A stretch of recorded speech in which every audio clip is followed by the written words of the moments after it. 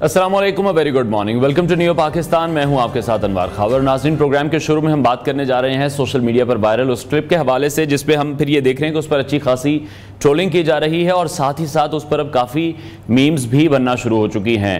ایک خاص طبقہ ہے جس کی جانب سے اس کلپ کو ایڈٹ کر ناظرین تک پہنچایا جا رہا ہے اور ان کے جو خیالات ہیں ان کو توڑ مڑوڑ کر پیش کیا جا رہا ہے۔ تو اسی تفصیلی کلپ پر ہم یہ آج بات بھی کرنے جا رہے ہیں اور سیگمنٹ میں ہم کلیئر بھی کریں گے کہ کس طرح سے طاغوت کا مطلب کیا ہے، جاہل کون ہے، عورت ہے یا پھر مرد ہے۔ آج پروگرام میں آگے چل کر ایک ڈیٹیل سیگمنٹ بھی ہم نے ڈیزائن کیا ہے تاکہ اس پر بات بھی کی جائے، کیونکہ سوشل میڈیا پر ہم دیکھ رہے ہیں کہ جب بھی کوئی انفارمیشن ہم تک پہنچائی جاتی ہے یا ہم سے شیئر کی جاتی ہے تو اس کا ایک ایسا حصہ کاٹ دیا جاتا ہے جس کی وجہ سے بہت سے ایشوز کریٹ ہو جاتے ہیں۔ انہی تمام ایشوز پر آج بات کریں گے، لیکن سب سے پہلے شامل کریں گے ٹاپ سٹوریز۔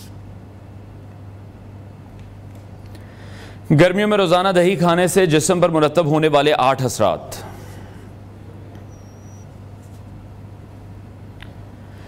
اپنا باس خود بننے کی خواہش، نئی نسل نوکری کیوں نہیں کرنا چاہتی؟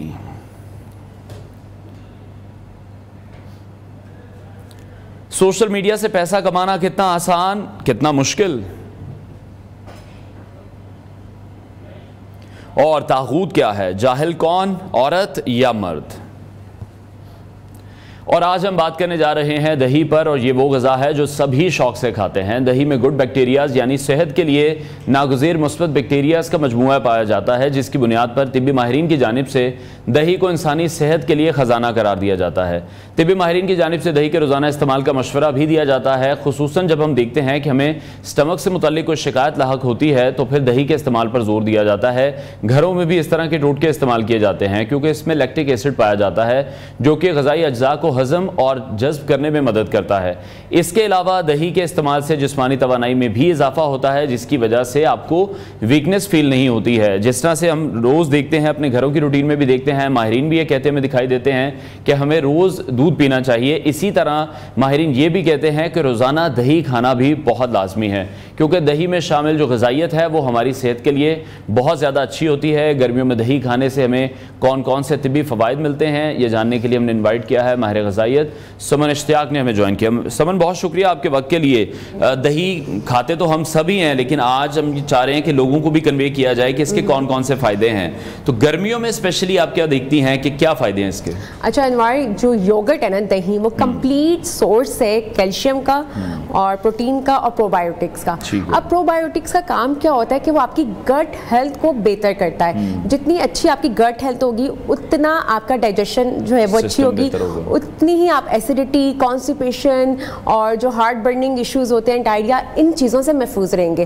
تو سمرز میں اس کا ڈیلی بیسس پہ استعمال کرنا چاہیے، لیکن کس فارم میں کرنا چاہیے، کتنی اماؤنٹ میں کرنا چاہیے اور کس ٹائمنگز پہ کرنا چاہیے، یہ بہت امپورٹنٹ ہے۔ تو کیا ٹائمنگ ہے جو سب سے بہتر ہے؟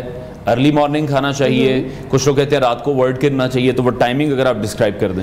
اچھا انوار، اس میں سب سے امپورٹنٹ یہ ہے کہ صبح آپ نے ہارمو بھی لے سکتے ہیں اس کو، اور آپ اس کو بریک فاسٹ میں بھی استعمال کر سکتے ہیں۔ ہمارے گھروں میں کلچر ہے کہ ہم دہی کا استعمال کرتے ہیں، لیکن دہی کی لسی بھی ہم بنا رہے ہوتے ہیں، تو وہ بھی آپ اس کو استعمال کر سکتے ہیں۔ لیکن جو سب سے زیادہ ہم غلطی کرتے ہیں وہ یہ کہ ہم دہی تو استعمال کریں لیکن اس میں چینی ڈال دیتے ہیں، جو شوگر ہے ہر چیز میں چینی ڈالتے ہیں۔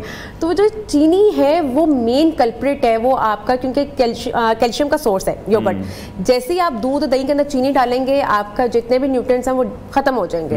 تو چینی کی بجائے آپ یہ کر سکتے ہیں، آپ کوئی فروٹس جو ہیں ان کے چنکس ڈال سکتے ہیں دہی میں، اور وہ بچے بھی بڑے شوق سے کھا لیتے ہیں، آپ وہ ڈال سکتے ہیں، یا گڑ، شکر، اس کا استعمال کر سکتے ہیں۔ ٹھیک ہے۔ اور کون کون سی ایسی بیماریاں ہیں پھر جس سے ہمیں وہ فائدہ دینے میں کافی ہیلپ فل ہے؟ جیسے آپ نے بتایا ڈائجیشن سسٹم کو تو بہتر کرتا ہے، اور ہمارے کوئی آرگنز ایسے جس کو فائدہ پہنچا رہا ہو؟ اچھا انوار، سب سے جو اگر آپ کی گٹ ہیلتھ صحیح ہو جائے گی نا تو آپ کے سارے پرابلم سارٹ آؤٹ ہو جائیں گے۔ آپ یہ دیکھیں گے ہمارے اسکن ایشوز تب آتے ہیں جب ہمارا اسٹمک اپسیٹ ہوتا ہے، تو جب آپ کی گٹ ہیلتھ آپ کی بالکل ٹھیک ہوگی، آپ کو جو ہے کوئی بھی پرابلم، نہ اسکن کے ایشوز آئیں گے، نہ ڈائریا ہوگا، نہ ایسیڈیٹی کا ایشو ہوگا، اور ایون یہ بلڈ پریشر کے پیشنٹس کے لیے بہت اچھا ہے کہ آپ دن میں 2 سے 3 کپ جو پیالی ہوتی ہے، کٹوری، آپ وہ استعمال کر سکتے ہیں۔ ڈائبٹیز کے پیشنٹس کر سکتے ہیں، یہ تمام لوگوں کے لیے، تمام ڈیزیزز والے پیشنٹس کے لیے آپ ان کو استعمال کر करवा। ठीक है, लेकिन आप ये कह रही हैं कि फिर शुगर का इस्तेमाल उसमें हमें नहीं करना किसी भी सूरत में? बिल्कुल, शुगर जो है, जो चीनी, उसका आप इस्तेमाल नहीं कर सकते। आप कोई फ्रूट्स के आप चंक्स डाल के वो दे सकते हैं, या आपका जो ब्राउन शुगर होती है, गुड़ या शक्कर, आप उसका इस्तेमाल कर सकते हैं। और जो रात को कहा जाता है कि रात को दही खाना चाहिए, नहीं खाना चाहिए? अच्छा अनवर, ये पूरे दिन में आप 2 से 3 प्याली आप खा सकते हैं। कप का जो 2 से 3 कप होते हैं वो आप पर डे की रिक्वायरमेंट है, आप ले सकते हैं। ये टोटली मिथ है कि आपने इसको जो है रात में नहीं खाना। हम ये ज़रूर मना करते हैं कि आपने कैल्शियम का सोर्स कभी भी कोई कैफीन के साथ नहीं लेना, चाय कॉफ़ी ऐसी चीज़ों के साथ नहीं लेना। आप मील के साथ अपने खाने के साथ इस्तेमाल कर सकते हैं। ठीक है, लेकिन ये जो अभी आप बता रही हैं कि कैफीन के साथ आपने कोई ऐसी चीज़ नहीं लेनी है, ये नॉलेज जो है ये हम लोगों में नहीं है, ये अवेयरनेस नहीं है लोगों में। बिल्कुल ऐसी है। आप ये देखें कि हम जो है आयरन के जो सप्लीमेंट्स हैं वो दूध के साथ ले रहे होते हैं, तो वो आयरन, अक्सर हमारे पास पेशेंट्स आते हैं जो कहते हैं कि हमने 3 मंथ्स का कोर्स ले लिया वो आयरन का, बट जब हमने CBC करवाया, HP देखा तो वहीं का वहीं था।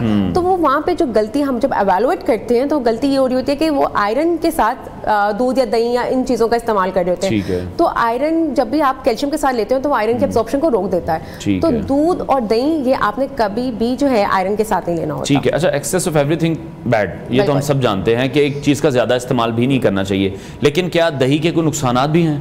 अच्छा नहीं, ये वैसे बेसिकली इसको कहा जाता है ये बड़ा फूड जो है योगर्ट वो बड़ा फ्रेंडली है सबके लिए। तो आप इसका 2 से 3 कप ले सकते हैं पूरे दिन में, लेकिन जब आप किसी भी चीज़ का, किसी हेल्दी चीज़ का भी एक्सेस अमाउंट में कंजप्शन करेंगे तो वो तो इवेंचुअली आपको साइड इफेक्ट करेगा। ठीक है। और ये जो पैकेजिंग में योगर्ट आजकल अवेलेबल हैं, क्योंकि उसमें कुछ मीठे भी हैं, उसमें कुछ डिफरेंट फ्लेवर्स भी आ रहे हैं, तो वो उसको कहाँ पर रेट करेंगे? अच्छा अनवर, बेसिकली वो होते हैं प्रोसेस्ड। आप ये देखें, प्रोसेस के नाम से पता चल गया कितने वो प्रोसेस से गुजरा होगा, और उसकी शेल्फ लाइफ को इंक्रीज करने के लिए उसमें कितने आर्टिफिशियल फ्लेवर्स और उसमें चीज़ें ऐड की होंगी। तो उसमें वो न्यूट्रिएंट्स नहीं होते जो घर में हम जमाते हैं दही, उसमें जो न्यूट्रिएंट्स होंगे। ठीक है। तो जो घर में दही जमाया जा रहा है उसका बेहतर तरीका क्या है, अगर वो भी आप हमसे शेयर करें, क्योंकि बहुत से लोग ऐसे हैं जो कहते हैं कि दही हमारा सही से वो जमता नहीं है। ऐसी है। अच्छा नॉट, बेसिकली पहले ये देखें कि पहले हमारे घर में जो हमारी माएँ होती थी वो घर में ही जमाते थे दूध को, उसकी सारी मलाई को स्टोर करके उसको जमाते होते थे, और वो बड़ा एक प्रोबायोटिक बिल्कुल प्योर वो होता है आपका योगर्ट। और अब तो इवेंचुअली यहाँ पे ये है कि to be very honest, Pakistan में कोई भी चीज़ आपको प्योर नहीं मिलती अनटिल अनलेस कि आप खुद ना देखें। तो जो आपकी बाहर से भी आ रही है आप उसको भी इस्तेमाल कर सकते हैं, लेकिन जितना पैकेज्ड वाली हैं जो फ्लेवर्ड है उनसे अवॉइड करें। इवन अगर आपने बच्चों को भी देना है तो घर की जो जमाई हुई योगर्ट है जो आप मलाई या दूध से कर रहे हैं उसमें ही आप बच्चों को आप चंक्स डाल के वो देना शुरू कर दें, फ्रूट चंक्स। वो एक स्मूदी बन जाती है, वो एक समर्स के लिए बड़ा बेहतरीन सोर्स है, बड़ा एक रिफ्रेशिंग। और जैसे कि हम आम देसी दुकानों पे भी देखते हैं वो कुंडों में दही जमाने का एक रिवाज है, और उसमें दही फिर हम देखते हैं कि प्रॉपर तरीके से वो ठहरा हुआ दही वो जमा होता है, और वो बड़ा हेल्दी होता है कि मट्टी के प्यालों में जब भी आप कोई चीज करते होते हैं उसकी तासीर भी बड़ी ठंडी होती है, तो समर्स के लिए बड़ा अच्छा है कि आप वो इस्तेमाल कर सकते हैं। ठीक है। और दूसरी तरफ अच्छा, कुछ मेरे जैसे लोग भी हैं, मतलब मेरा एक प्रॉब्लम है दही के साथ कि अगर मैंने दही खाया है या लस्सी पी है तो उसके बाद नींद आने वाला, ये क्या मामला है? अच्छा, ये टोटली वैसे मिथ्स है, लेकिन it's just a game of mind. लेकिन ये बहुत बार हो चुका है मेरे साथ, कोई एक बार नहीं हुआ। जैसे ही अगर मैं दही खाऊंगा या मैं लस्सी पीऊंगा तो मुझे ऐसा लगता है कि अब मुझे सोना है, मैं कुछ नहीं कर सकता। अच्छा, वो मेनली ये होता है कि ये वैसे टोटली मिथ्स है, इसका कोई साइंस में कॉन्सेप्ट नहीं है कि दूध और दही से आपको कभी भी वो नींद नहीं आ सकती, वो आपका स्लीप साइकिल में भी डिस्टर्ब हो, वो कोई और प्रॉब्लम हो सकते हैं। बट ये है कि अगर आप इसको ब्रेकफास्ट में और पूरे दिन में 2 से 3 कप लें तो समर्स में इससे बेहतरीन कोई सोर्स नहीं है। ठीक हो गया। अच्छा, जिस तरह से एक आपने कहा कि लस्सी, ऑब्वियसली हमें आइडिया है लस्सी बनाई जाती है, इसकी फल भी डाल के खाए जाते हैं, और कोई ऐसे तरीके, क्योंकि बच्चों के बड़े मूड स्विंग्स हैं, बच्चे इस तरह की चीजें नहीं खाते हैं, उनको अगर इस तरफ लाना है तो दही में क्या चीज ऐड की जाए कि बच्चे भी खा लें? अच्छा अनवर, इसमें सबसे अच्छा ये होता है कि हम बच्चों को कलरफुल बाउल्स में योगर्ट के अंदर नट्स जो है वो बिल्कुल क्रश करके ब्लेंड करके हम वो दे देते होते हैं। इसके अलावा आप मैंगो बच्चे बड़े शौक से खा लेते हैं, मैंगो के चंक्स हम करके वो उसमें देते हैं। स्ट्रॉबेरीज होती हैं, कोई भी आप पीच, जितने भी ये सोर्सेज हैं फ्रूट्स के, आप इनके चंक्स करके फ्रोजन आप इसको फ्रिज में रखकर आप इसको योगर्ट के अंदर रखकर आप इसको स्मूदीज बनाकर बच्चों को प्रेजेंट करें, बड़े खुशी से खा लेते हैं वो चीज़। ठीक है। और जिस तरह से आप ये कह रही कि किसी भी फ्रूट के साथ इसका कोई इशू नहीं है, जैसे हम पहले बात कर रहे थे कि किसी चीज के साथ कैफीन के साथ नहीं लेना, चाय कॉफी फ्रूट्स का کوئی ایشو نہیں. فروٹس کے ساتھ ہم سارے فروٹس اس میں ایڈ کر کے آپ دے سکتے ہیں. ایون جو سیڈس ہوتی ہیں, چیا سیڈس ہو گئے, آپ کے جتنے بھی آپ کی کیومن سیڈس ہیں, جتنی بھی آپ کی ہیلدی سیڈس ہیں, آپ بچوں کو یہ بھی دے سکتے ہیں اس میں ڈال کے. یہ ایک بڑا اچھا ایک سورس ہے, یہ آپ کی امیونٹی کو بوسٹ کرتا ہے. جتنی آپ کی امیونٹی اچھی ہوگی اتنی آپ ملٹیپل ڈیزیزز سے بچ جائیں گے. ٹھیک ہے. اچھا, لسی کی جب ہم بات کرتے ہیں تو لسی میں ہم دیکھتے ہیں کہ آج کل ٹرینڈ بڑا ڈفرینٹ ہے, اس میں کھوئے کا پیڑا بھی ڈالا جاتا ہے, اس میں اوپر ملائی کی ٹاپنگ بھی کی جاتی ہے. تو پھر کافی لوگوں کی شکایت ہوتی ہے کہ ہم نے جب لسی پی تو ہمارا پیٹ خراب ہو گیا. حالانکہ پیٹ خراب ہوا اس الگ کوانٹٹی کی وجہ سے جو کہ ملائی کی صورت میں ہے یا پھر کھوئے کی صورت میں ہے. دہی کا تو اس میں کوئی قصور نہیں ہے. دہی کا اس میں کوئی قصور نہیں ہے. اور جن لوگوں کا ویٹ لاس کنسرن ہوتا ہے ان کا ایونچولی یہ ہوتا ہے کہ وہ اگر وہ کھوئے والی ملائی والی یوگرٹ کا استعمال کر رہے ہیں تو وہ آپ کا ویٹ پٹ آن ہو جاتا ہے. اس کی وجہ سے آپ کو بلوٹنگ یا ایسے ملٹیپل ایشوز ہو سکتے ہیں. لیکن اگر آپ دہی ملائی کے بغیر کھائیں گے اور 2 سے 3 پیالی ڈیلی کی آپ کھا لیں گے, دہی آپ کو کوئی نقصان نہیں پہنچائے. لیکن پرابلم پھر سمن وہیں پر ہے کہ ہم لوگ لسی بھی اگر پی رہے ہیں تو وہ تو ہم نے بالکل میٹھی شہد کر کے پینی ہے. بالکل, اس کا کوئی حل اگر ہو. اچھا, لسی نہ تو ہم نمکین جو ہے وہ ریکمینڈ کرتے ہیں, نہ ہی ہم جو شوگر والی ہوتی ہے وہ آپ کرتے ہیں. آپ ایون لسی جو ہے آپ دہی کے اندر پانی استعمال کر کے, ایون اس میں آپ جو آپ کے ہوتے ہیں تکمے داؤدی جس کو کہا جاتا ہے, یا جو آپ کا تک ملنگا ہوتا ہے, اس میں اگر آپ ایڈ کرتے ہیں تو بڑا ایک ریفریشنگ ہوتا ہے. لیکن جب ہم تباہ کر دیتے ہیں اپنی لسی جب ہم نمک اور جو شوگر ہے اس کا استعمال کر دیتے ہیں. ٹھیک ہے. اور دہی میں جس طرح سے کہا جاتا ہے اسبگول کا چھلکا ڈال کے کھایا جائے, وہ بھی آپ کے ڈائجیشن سسٹم کے لیے بڑا اچھا ہے. اچھا انوار, دہی بیسکلی جب آپ کو ڈائریا ہوتا ہے, آپ دیکھتے ہیں کہ اکثر ہمارے گھروں میں وہ ہے ایک ٹرینڈ ہے کہ جب بھی ڈائریا ہوا تو ہم دہی کے اندر کیلا جو ہے وہ ڈال کے دے دیتے ہوتے ہیں. تو کیونکہ آپ کی گٹ ہیلتھ کو امپروو کرتا ہے, جیسے ابھی ہم نے بات کی, تو دہی کے اندر چھلکا بھی ڈال کے آپ دے سکتے ہیں. یہ بڑا ایک ہیلدی آپ کا ایک میل ہے. ٹھیک ہے. اور جو لیکٹک ایسڈ ہے اس کو اگر آپ ڈسکرائب کر دیں کہ بیسکلی لیکٹک ایسڈ ہے کیا؟ اچھا انوار, بیسکلی لیکٹوز انٹالرنس آپ نے سنا ہوگا. بہت سے لوگوں کو دودھ سے پرابلم ہوتی ہے. وہ جب بھی دودھ یا دودھ سے بنی کوئی بھی چیزوں کا استعمال کرتے ہیں, ان کے اندر قدرتی طور پہ اللہ تعالیٰ کی طرف سے لیکٹیز انزائم نہیں ہوتا. ٹھیک ہے. تو انہی لوگوں کے لیے جو ہے یہ ہماری جو یوگرٹ آتی ہیں جو لیکٹوز فری یا لیکٹوز فری ملک ہوتا ہے, وہ اس میں آرٹیفیشل طور پہ ایڈ کیا جاتا ہے لیکٹیز, تاکہ ان کو کوئی پرابلم نہ ہو, تاکہ وہ یہ کیلشیم سورس لے لیں. ٹھیک ہے. اور دہی کے استعمال سے ہماری سکن پر کیا اثرات پڑتے ہیں؟ اچھا, اکثر آپ نے دیکھا ہوگا کہ اکثر ہم کھاتے کم ہیں اور دہی ہم فیس پہ بھی لگا رہے ہوتے ہیں. جی بالکل, میں نے اس لیے پوچھا ہے کہ کسی نہ کسی ماسک میں یا کسی نہ کسی طرح یوٹیلائز خواتین کرتی ہیں, اب تو خیر مرد بھی کرتے ہیں. بالکل ایسے ہی ہے, اور یہ بڑا ٹرینڈ ایک چل رہا ہے یہاں پہ سوشل میڈیا میں بھی دیکھا جائے تو. اس کو ایک بڑا ریفریشنگ آپ کو آپ کا ماسک بن جاتا ہے. لیکن یہ ہے کہ جو آپ لگا رہے ہیں اس سے بہتر ہے کہ آپ کھا لیں. جتنا اچھا آپ کا اسٹمک ہوگا اتنی اچھی آپ کی اسکن گلو کرے گی. ٹھیک ہے, بہت شکریہ ماہر غذائیہ سمن اشتیاق ہمارے ساتھ ان کانورسیشن تھی. ناظرین, تو یہ دہی کے فائدے تھے جو کہ گھر میں ہر کسی کے دستیاب ہے, تو ہمیں چاہیے کہ گھر میں موجود جتنی بھی چیزیں ہیں ان سے فائدہ اٹھایا جائے اور انہی کے تھرو اپنی صحت کا خیال رکھا جائے. بریک لیتے ہیں, بریک کے بعد آپ کو دوبارہ جوائن کریں گے.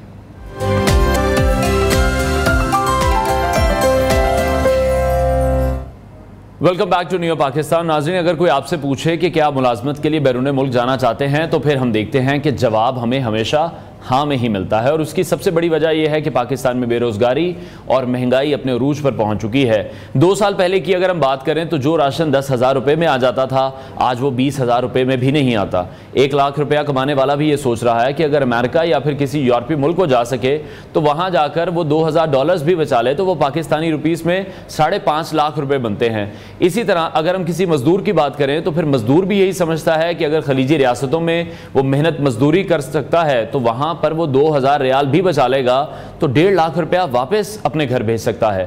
لیکن اس کے برعکس پاکستانی نوجوانوں کی ایک بڑی اکثریت ہے جو معاشی حالات کی خرابی کے باوجود بھی اس ملک میں ہی رہنے کے حق میں ہے. اور یہ ہماری اشرافیہ اور حکمرانوں کو اس بارے میں ضرور سوچنا چاہیے, نوجوانوں کے بارے میں ضرور سوچنا چاہیے کہ وہ بیرون ملک منتقل نہیں ہونا چاہتے, اپنے ہی ملک میں رہنا چاہتے ہیں.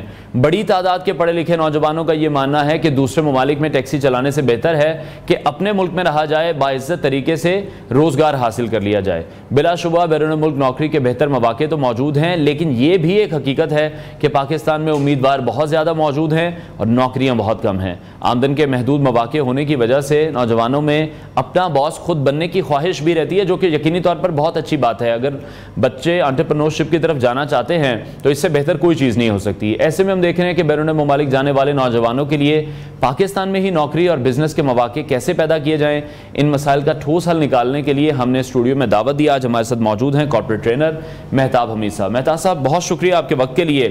آپ کیا سمجھتے ہیں کہ واقعی پاکستانی نوجوان جو ہیں وہ ملک کے مستقبل سے کافی حد تک مایوس ہو چکے ہیں اور مزید بھی ہو رہے ہیں؟ جی exactly, thank you for having me. جو مایوسی ہے نا, یہ ایک مائنڈ سیٹ ہے اور یہ بینڈ ویگن افیکٹ ہوتا ہے کہ ہم سائیکلوجیکلی جب ایک کہہ لیں کہ آپ کا پوری آپ کے ارد گرد ایک ہی وائبس بن جاتی ہیں کہ ہم نے باہر جانا ہے اور باہر کی ایکسپیکٹیشن لگا لیتے ہیں, اور جو ایکسپیکٹیشنز ہیں وہ ہماری ریالٹی نہیں ہوتی. اور جب ہم ایکسپیکٹیشن کی بیس پہ باہر جانے کا سوچتے ہیں تو ہمارا مائنڈ سیٹ یہ بن جاتا ہے, ہمارا مینٹل لینس یہ ایڈجسٹ ہو جاتا ہے کہ ہم باہر جائیں گے تو ہم سیٹ ہو جائیں گے اور ہم بہت اچھی ارننگ سٹارٹ کر دیں گے. جبکہ ایک مائنڈ سیٹ یہ ہے کہ آپ نے پرابلم کا سلوشن نکالنا ہے. میں ڈفرینٹ جگہوں پہ ٹریننگز دیتا ہوں. لاسٹ منتھ میری اسٹیٹ بینک کے ساتھ ٹریننگ تھی اور میرے لیے ایک شاکنگ نیوز تھی کہ انہوں نے کہا کہ ہم نے پورے پاکستان سے آئی ٹی سیکٹر کے اندر 35 کا بیچ لینا تھا اور انفارچونیٹلی ہم 13 سے زیادہ پارٹیسپینٹ ہائی لائٹ نہیں کر سکے, فلٹر نہیں کر سکے. اب اس کی ریزن یہ ہے کہ ایک کانسیپٹ آتا ہے کہ آرڈنری یا ایکسٹرا آرڈنری. اگر آپ اپنے ملک کے اندر اپنے آپ کو گروم کرنا چاہتے ہیں, اچھی ارننگ کرنا چاہتے ہیں, اپنے فیملی کو اپلفٹ کرنا چاہتے ہیں, تو آپ کو ایکسٹرا آرڈنری اپروچ پہ شفٹ ہونا ہوگا. آپ کو اپنے اندر ایکسٹرا ایفرٹ لے کے آنی ہوگی, اپنی سکلز پہ کام کرنا ہوگا, کیونکہ ڈگری جو ہے وہ 10% ہے. وہ سمجھ لیں کہ آپ کے پاس ایک گیٹ وے ہے, ایک کی ہے جہاں سے آپ اپنی پروفیشنل کریئر کی جرنی سٹارٹ کرتے ہیں. بٹ اس کے آگے آپ نے اپنے آپ کو کیسے منوانا ہے, اور اس تیز ترین دور میں جہاں پہ ہر وقت چینجنگ ہو رہی ہے, ٹیکنالوجی میں بہت تیزی سے چینجنگ آ رہی ہے, جب تک آپ اپنے آپ کو اپڈیٹ نہیں کرتے تو آپ کے لیے بڑا ٹف ہو جائے گا کہ آپ اس ملک کے اندر رہ کے اپنے آپ کو بہتر کر. لیکن مہتاب صاحب ہم تو یہ دیکھ رہے ہیں کہ لوگوں کا جو رجحان ہے وہ صرف ڈگری لینے کی طرف ہے. اگر ہم کالجز یونیورسٹیز کی بات بھی کرتے ہیں تو وہاں پر بھی صرف ایک مشین میں بچوں کو چلایا جا رہا ہے, ایک سائیکل بنا دیا گیا ہے کہ آپ نے صرف پڑھنا ہے, صرف ڈگری آپ کی بنیادی ضرورت ہے. جس طرح سے آپ سکلز کی بات کر رہے ہیں, کالجز اور یونیورسٹیز یا حکومت کی کتنی ذمہ داری بنتی ہے کہ وہ نوجوانوں کو سکلز کی طرف بھی لے کر آئیں؟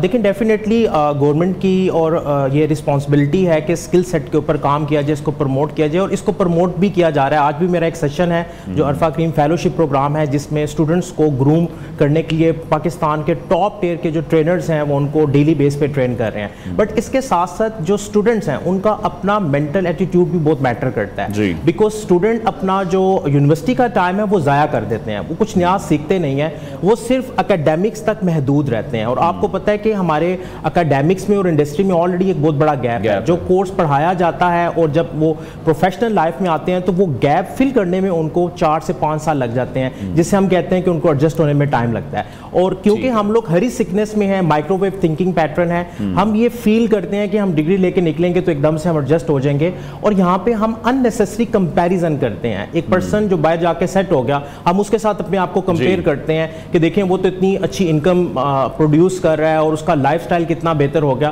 بٹ اس کی سٹرگل کو نہیں دیکھتے, اس نے جن چیلنجز کا سامنا کیا وہاں پہ جا کے ان کو نہیں دیکھتے, وہ جو جرنی ہے اس کو بالکل نظر انداز کر دیتے ہیں, اور ہم اس کی جسٹ 10% سکسیس کو ہائی لائٹ کرتے ہیں اور اسی پہ اپنی پرسپشن کریٹ کرتے ہیں اور ایکسپیکٹیشن بنا لیتے ہیں کہ میں بھی باہر جاؤں گا اور ایک دم سے اس کی طرح. لیکن ابھی جو سچویشن ہے مہتاب صاحب وہ یہ ہو رہی ہے کہ بہت سے ایسے پاکستانی نوجوان ہیں جو کہ ملک چھوڑ کر جا رہے ہیں. لاسٹ ایئر بھی ہم نے ایک سروے دیکھا تھا, اس میں بھی بتایا گیا تھا تقریباً 7 لاکھ نوجوان ایسے ہیں جو کہ وطن چھوڑ کر باہر شفٹ ہو گئے ہیں. لیکن ابھی آپ کیا دیکھ رہے ہیں, بیرون ممالک جو لوگ جا رہے ہیں, نوجوان جا رہے ہیں, پاکستان میں نوکری اور بزنس کے مواقع ان کے لیے کیسے پیدا کیے جائیں؟ دیکھیں اس کے لیے جو اسمال انڈسٹری کا کانسیپٹ ہے وہ بڑا امپورٹنٹ ہے, بٹ اگر ہم اس کو تھوڑا سا اینالائز کریں تو سب سے پہلے ہم نے کچھ کی سیکٹرز کو آئیڈینٹیفائی کرنا ہے. اس ٹائم سب سے شارٹ اور سب سے ایزی وے ارننگ کا جو ہے وہ آپ کا آئی ٹی سیکٹر ہے, بیکاز اس میں اسٹارٹ کر سکتے ہیں with right mindset. So I T کا سیکٹر ہے, اس کے بعد ہمارے پاس ٹیکسٹائل کا سیکٹر ہے, اس کے بعد اگر ہم بات کریں تو ہمارے پاس ایگریکلچر کا ایک بہت بڑا گیپ ہے. اگر ہم اس پہ ریسرچ کر کے ماڈرن وے کو اڈاپٹ کرتے ہیں تو ڈیفینیٹلی جس طرح سے ایگریکلچر میں ہمارے پاس پوٹینشیل ہے ہم اس کو یوٹیلائز نہیں کر لے. اور لاسٹلی ہمارے پاس کچھ کہہ لیں کہ انڈسٹری کی کچھ ایسے سیکٹر آ جاتے ہیں جس میں پاکستان بہت آگے ہے. سو ہم اپنے پوٹینشیل ایریا اور اسٹرینتھ ایریا پہ فوکس کر کے اپنے آپ کو اس کے لیے تیار کر کے یہاں پہ جو ہے جابز کریٹ کر سکتے ہیں. ٹھیک ہے, لیکن اچھا نوجوانوں میں ہم یہ کہیں نہ کہیں ضرور دیکھ رہے ہیں کہ بہت سے لوگ ایسے بھی ہیں جن سے ہماری بھی بات ہوئی ہے, ان میں یہ شعور تو ضرور آ رہا ہے کہ دوسرے ممالک میں ٹیکسی چلانے سے تو بہت بہتر ہے کہ اپنے ملک میں باعزت روزگار انہیں کمانا چاہیے. لیکن بات پھر وہیں آ جاتی ہے کہ انہیں روزگار فراہم آخر کون کرے گا, کس طرح سے یہ سب کچھ ہوگا؟ حکومت کا تو میرا خیال ہے اس پر تو کوئی توجہ ہے نہیں. देखें, हम लोगों को खुद रिस्पॉन्सिबिलिटी लेनी होगी ज़िंदगी में। देखें, अगर आप सक्सेस के लिटरेचर को पढ़ते हैं, पर्सनल डेवलपमेंट की स्टडी करते हैं, एक रूल कॉमन मिलता है और वो है कि अपनी ज़िंदगी की 100% रिस्पॉन्सिबिलिटी ले लें। इंसान अशरफुल मखलूक़ात है और इंसान के पास ये एबिलिटी है कि वो रिस्पॉन्स कर सकता है, अपनी ज़िंदगी की जिम्मेदारी ले सकता है।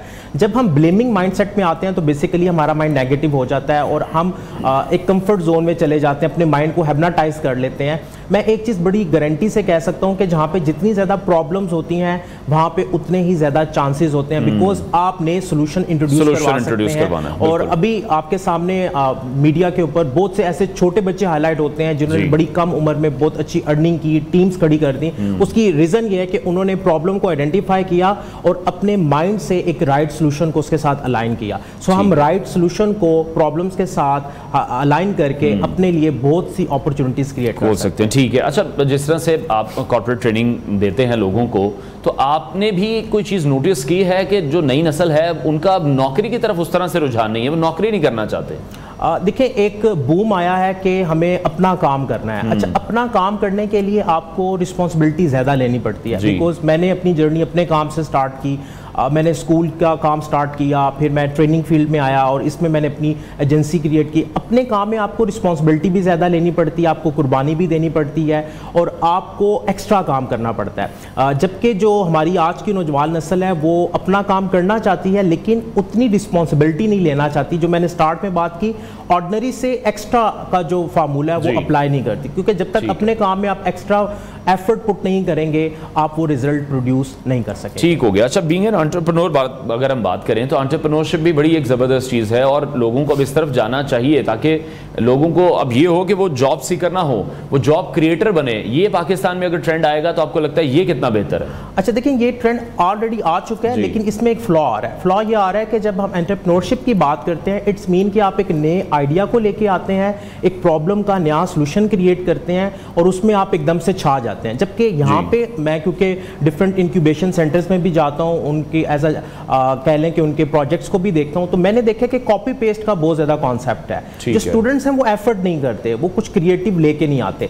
एक सोल्यूशन ऑलरेडी मौजूद है, कोई क्यों आपका वो सोल्यूशन लेगा, क्यों उस पर इन्वेस्ट करेगा? सो एंटरप्रेन्योरशिप के मॉडल में आपने कुछ नया क्रिएट करना है। जिस तरह के भी हमारे पास क्राइसिस आ रहे हैं, चैलेंजेस आ रहे हैं, उनके लिए नया सोल्यूशन देना है। और अगर आप वो नया सोल्यूशन दे देते हैं तो आप फास्ट मूवर में होंगे और आप अपनी ज़िंदगी को ऑर्डिनरी से एक्स्ट्रा ऑर्डिनरी लेवल पे ले। ठीक है। अच्छा, जिस तरह से बैरून मुल्क अब हम देख रहे हैं कि मुलाजमत की जो लोग बहुत ज़्यादा ख्वाहिश रखते हैं लेकिन फिर भी वो ऐसा होता है कि बैरून मुल्क नहीं जा पाते हैं। कहीं हम देखते हैं कि उनके साथ स्किल्स की कमी है, जो कि हमने शुरू में भी बात किया। कुछ लोगों को शऊर ही नहीं है कि अगर उन्हें बाहर जाना है तो उन्हें किस फील्ड को अपनाना है। जी एग्जैक्टली। देखें, हम लोग ना किस्मत पे बड़ा एक यकीन रखते हैं और हम कहते हैं कि किस्मत आजमाएंगे। लास्ट वीक मेरी अपने टीम मेंबर हैं डॉक्टर साहब, उनसे बात हुई तो वो यूएस के वीज़े के लिए जा रहे थे। उन्होंने कहा कि जब वो शटल सर्विस चली तो उसमें 85 लोग थे और मैंने सबसे इंटरव्यू करना शुरू किया। कोई कहता है कि मैं एडमिन की जॉब करूँ, मैं अपनी किस्मत आजमाने जा रहा हूँ। और जब वापस आए तो सबके वीज़े रिजेक्ट हो चुके थे और सबके फेस जो थे वो लटके हुए थे, बिकॉज उनकी प्रिपरेशन नहीं थी। देखें, आपने जिस भी मुल्क में जाना है, क्यों जाना है, आपके पास एक सॉलिड रीज़न होनी चाहिए और उसके साथ क्या आपका स्किल सेट मैच करता है या नहीं करता। अगर नहीं करता तो डेफिनेटली आप अपने पैसे भी ज़ाया करेंगे। आप इस शौक में, इस एक्सपेक्टेशन में कि काश मैं भी बाहर चला जाऊं और अपने आप को सेट कर लूं। सो बाहर जाने के लिए भी आपको एक थॉरली स्टडी करनी है। आज के इस दौर में हर कंट्री के मुतालिक बेहतरीन इंफॉर्मेशन मौजूद है इंटरनेट पे। आप डिफरेंट व्लॉग्स देख सकते हैं, आप देख सकते हैं कि उस कंट्री में किस चीज़ की नीड है और क्या आप उस नीड के साथ अलाइन हो रहे हैं या नहीं, आपका स्किल सेट उसके साथ अलाइन है या नहीं। अगर नहीं है तो यकीनन ये आपकी मूव जो है वो बड़ी डिफिकल्ट है। ठीक है, बहुत शुक्रिया कॉर्पोरेट ट्रेनर मेहताब हमीद हमारे साथ इन कॉन्वर्सेशन थे। नाज़रीन, ब्रेक लेते हैं, ब्रेक के बाद आपको दोबारा ज्वाइन करेंगे।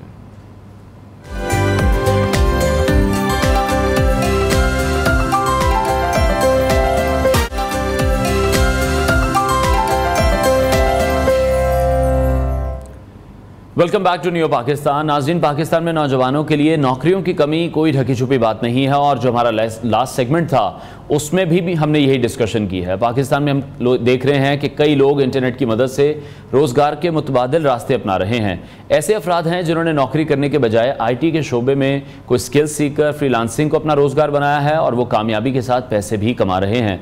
लेकिन जो एक ये मिथ है कि ऑनलाइन पैसे कमाना बहुत ज़्यादा आसान है, ये ऐसा भी नहीं है। ये तो बेहद ज़रूरी है ہے کہ آن لائن پیسے کمانے سے پہلے اگر کوئی اسکل سیکھ لی جائیں تو پھر اس سے بہت سے راستے نکل آتے ہیں. اسی پر بات کرنے کے لیے ہم نے اسٹوڈیو میں آج دعوت دی ہے ایک پروفیشنل گرافک ڈیزائنر کو جو کہ مختلف ڈیجیٹل پلیٹ فارم سے کامیابی کے ساتھ پیسہ بھی کما رہے ہیں. Osama Sohail social media expert ہیں, ہمارے ساتھ ان کانورسیشن ہوں گے. اسامہ بہت شکریہ آپ کے وقت کے لیے. یہ بہت بڑی ایک مت ہے, اس کو بھی ہم نے سالو کرنا ہے کہ سوشل میڈیا سے پیسے کمانا بہت زیادہ آسان ہے, لوگوں کو لگتا ہے. اب یہ آپ نے ہمیں کنوے کرنا ہے کہ یہ آسان ہے یا مشکل ہے. جی بالکل, ایسا بالکل بھی نہیں ہے کہ سوشل میڈیا سے پیسے کمانا آسان نہیں ہے. جو آج کل کے جتنے بھی اسٹوڈنٹس آ رہے ہیں نا, فار ایگزامپل کسی نے میٹرک پاس کیا یا کوئی انٹرمیڈیٹ کے پاس انہوں نے انٹر پاس کیا, تو وہ کیا کرتے ہیں کہ آن لائن ارننگ کی طرف آتے ہیں. اب وہ کیوں آ رہے ہیں؟ کیونکہ آج کل یہ ٹرینڈنگ پہ چاہ رہے ہیں, لیکن وہ یہ چیز نہیں دیکھتے اس کے پیچھے اسٹرگل کتنی ہے. وہ ایک منتھ کسی اسکل کو لگائیں گے اور آگے کسی فریلانسنگ پلیٹ فارم کے اوپر چل جائیں گے, وہاں پہ اپنا جو اسکل ہے اس کو سیل کرنا شروع کر دیں گے, جو کہ یہ اپروچ ہے بالکل غلط ہے. میں ہمیشہ اپنے جو اسٹوڈنٹس ہیں ان کو کہتا ہوں کہ آپ پہلے ایٹ لیسٹ 4 to 6 months دیں اپنے آپ کو کسی اسکل. فار ایگزامپل آپ نے گرافک ڈیزائننگ سیکھنی ہے, آپ نے ڈیجیٹل مارکیٹنگ سیکھنی ہے, آپ اس کو ایٹ لیسٹ 4 to 6 months دیں اور اس کے بعد کسی فریلانسنگ پلیٹ فارم کے اوپر جائیں. پھر آپ کے لیے جو کامیابی کی جو پرسنٹیج ہے وہ آٹومیٹکلی زیادہ ہوتی جائے گی. ٹھیک ہے, ٹھیک ہے. اور آپ نے گرافک ڈیزائننگ کیوں سیکھی تھی؟ اچھا, بیسیکلی میں نے کی تھی سول انجینئرنگ کی تھی, اس کے بعد میں آفس میں جاب کرتا تھا, لیکن میرا آٹومیٹکلی رجحان ہوتا گیا گرافک کی طرف. میں نے یوٹیوب سے سمپلی سیکھا, میں نے کوئی انسٹیٹیوٹ سے نہیں سیکھا, میں نے یوٹیوب کی طرف سے جا کے سیکھا. وہاں پہ ایک بہت ہی اچھے جو پاکستانی یوٹیوب چینل ہے ہمیں سکھاتے ہیں, GFX مینٹور, وہاں سے میں نے 6 month ٹریننگ لی وہاں پہ, اور اس کے بعد میں نے فائیور کو سیپریٹلی سیکھا. اس کے بعد وہاں پہ جا کے میں نے اپنا جو اسکل ہے اس کو آن لائن بیچنا شروع کیا, اس کا مجھے رزلٹ آنا شروع ہو گئے. ٹھیک ہے. اچھا, یہ جو انسٹیٹیوٹ اب آج کل بن گئے ہیں, آپ کیا دیکھ رہے ہیں کہ انسٹیٹیوٹ میں جا کر یہ تمام چیزیں سیکھنی ضروری ہیں یا بہتر ہیں, یا پھر یوٹیوب سے جس طرح سے آپ نے بھی سیکھا اور آپ ماشاءاللہ بڑا اچھا کام کر رہے ہیں؟ دیکھیں, میرا جو پرسنل ایکسپیرینس ہے وہ آپ سب سے بڑے آپ کے پاس جو لائبریری ہے وہ یوٹیوب بیسٹ ہے. ٹھیک ہے. لیکن آپ کو سیکھنے کا جو اسکل ہے وہ آنا چاہیے. اگر آپ کو سیکھنا آتا ہے, آپ کو ریسرچنگ کرنی آتی ہے, تو آپ یوٹیوب کے اوپر ہر چیز موجود ہے. آپ سمپلی اگر آپ نے گرافک ڈیزائننگ سیکھنی ہے, آپ سمپلی سرچ بار کے اوپر جائیں گے مجھے گرافک ڈیزائننگ کورس, آپ کو پوری وہاں پہ پلے لسٹ مل جائے گی. ٹھیک ہے. آپ ڈیجیٹل مارکیٹنگ سیکھنی ہے, آپ ڈیجیٹل مارکیٹنگ لکھیں یوٹیوب کے اوپر, وہاں پہ آپ کو پوری پلے لسٹ مل جائے گی. تو یوٹیوب بیسٹ ہے میرے خیال سے, کیونکہ میں نے بھی انسٹیٹیوٹ سے کیا. وہ جو انسٹیٹیوٹ والے ہیں نا بہت ہی آؤٹ ڈیٹڈ کورس کرواتے ہیں as compare to YouTube. YouTube کے اوپر آپ کو نیا سے نیا بندہ مل جائے گا اور آپ ماڈرن کورس آپ کو کروا رہے ہوں گے. ٹھیک ہے. اچھا, بہت سے لوگ اب یہ شو دیکھ رہے ہیں, اور جب بھی ہم کسی بھی ایسی چیز کی بات کرتے ہیں, کسی ٹیکنالوجی کی بات کرتے ہیں یا آن لائن پیسے کمانے کے حوالے سے بات کرتے ہیں, تو لوگوں کا سب سے پہلا سوال یہ ہوتا ہے کہ اگر ہم گرافک ڈیزائنر آپ کی طرح بن بھی جاتے ہیں تو کتنے پیسے کما سکتے ہیں اور کیسے کما سکتے ہیں, کیونکہ مین فوکس یہی ہے کہ اگر کسی چیز پہ ہم ٹائم اپنا انویسٹ کر رہے ہیں تو وہاں سے پھر آؤٹ پٹ کیا آئے گی.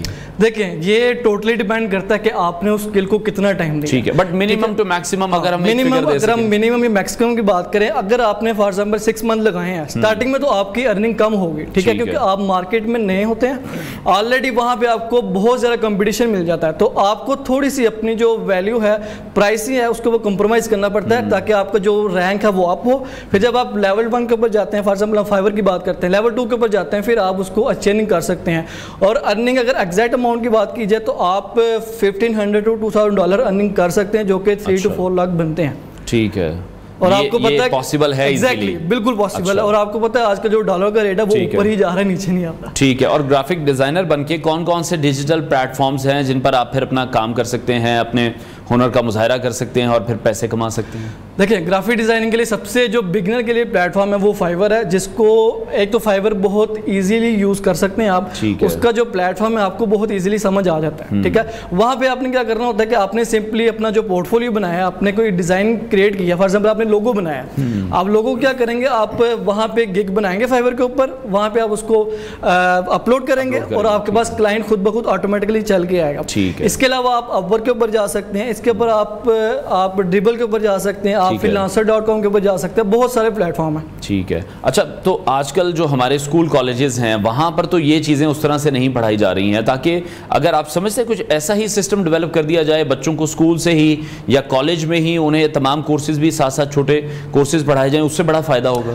دیکھیں, انسٹیٹیوٹ میں جو سب سے بڑی غلطی جو مجھے نظر آتی ہے نا, کہ وہ تھیوری پہ زیادہ فوکس کرتے ہیں. ٹھیک ہے. جبکہ جو اسکل ہے نا وہ ٹوٹلی پریکٹیکل ہے. بالکل ٹھیک ہے. لیکن وہ کیا کرتے ہیں کہ ایک دن انہوں نے کلاسز رکھی ہوتی ہیں اور ایک دن تھیوری ہوتی ہے. ٹھیک ہے. یعنی ایک دن آپ کو پریکٹیکل کرواتے ہیں اور ایک دن تھیوری. میں کہتا ہوں کہ آپ بچے کے اوپر اگر 3 منتھ بھی لگاتے ہیں نا 3 منتھ کے اندر صرف پریکٹیکل ہونا چاہیے.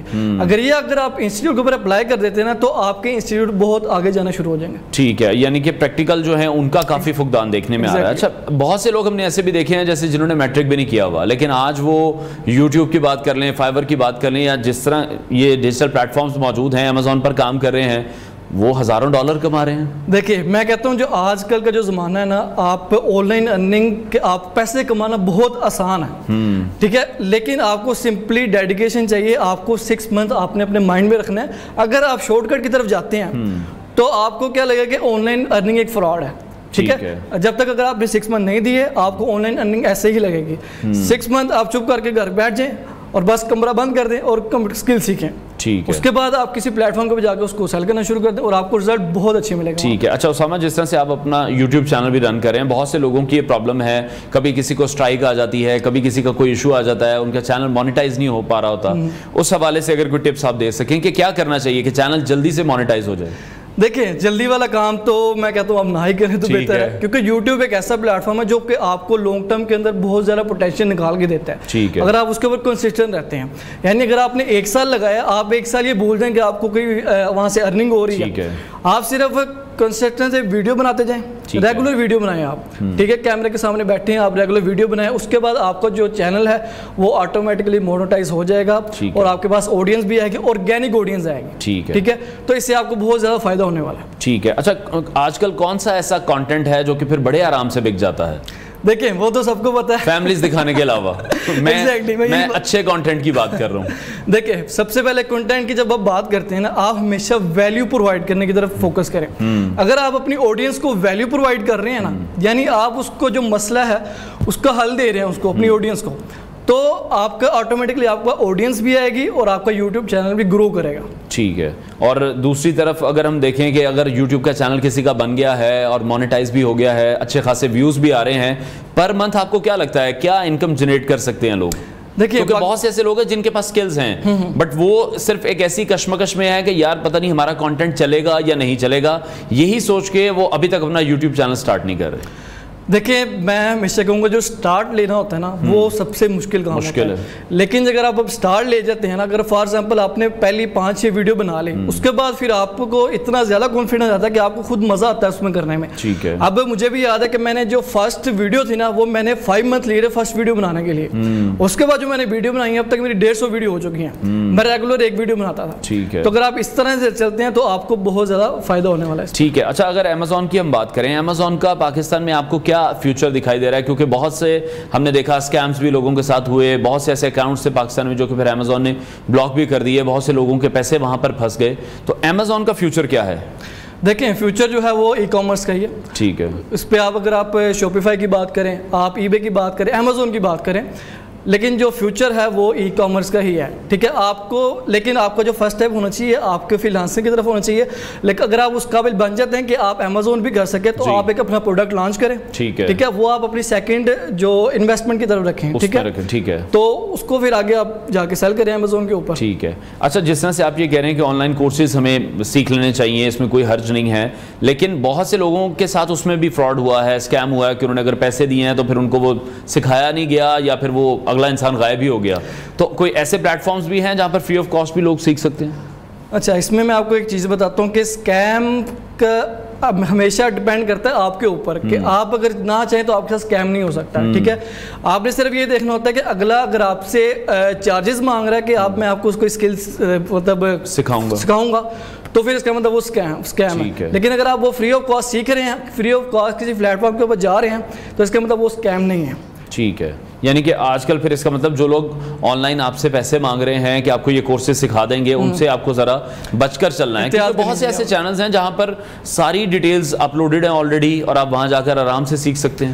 دیکھیں سمپلی یوٹیوب کے اوپر جائیں, آپ کسی بھی اسکل کے ریلیٹڈ آپ ڈیجیٹل مارکیٹنگ سیکھنی ہے, آپ یوٹیوب کے اوپر جائیں, آپ نے ویب سائٹ ڈیزائننگ سیکھنی ہے, آپ نے آرٹیفیشیل انٹیلیجنس سیکھنی ہے, آپ صرف یوٹیوب کے اوپر جائیں. کوئی اسپیسیفک چینل نہیں ہے جو سارے اسکل سکھا رہا ہو. ٹھیک ہے. ہاں ایک پاکستان یہ ڈی جی اسکل کے اوپر آپ جا سکتے ہیں, بہت اچھا پاکستان کا ایک ہے, تو وہاں پہ آپ کو فری کورسز سکھائے جاتے ہیں. ایک یوڈیمی ہے, وہاں پہ آپ کو کافی فری کورسز دیکھنے کو مل جائیں گے. تو یہ اس طرح کے پلیٹ فارم ہیں جہاں پہ آپ کو فری کورسز آپ ایزیلی سیکھ سکتے ہیں. ٹھیک ہے. اور ابھی کون سا ایک سیگمنٹ آپ ایسا دیکھ رہے ہیں کہ مسنگ ہے ہم پاکستانیوں کی طرف سے, کہ ہمیں وہ یوٹیوب پہ کانٹینٹ لانا چاہیے پاکستان کو ریپرزینٹ کرنے کے لیے؟ کوئی ایک ایسا آئیڈیا جو آپ نے بھی جنریٹ کیا ہو جس میں فیوچر میں آپ بھی کام کرنا چاہتے ہوں؟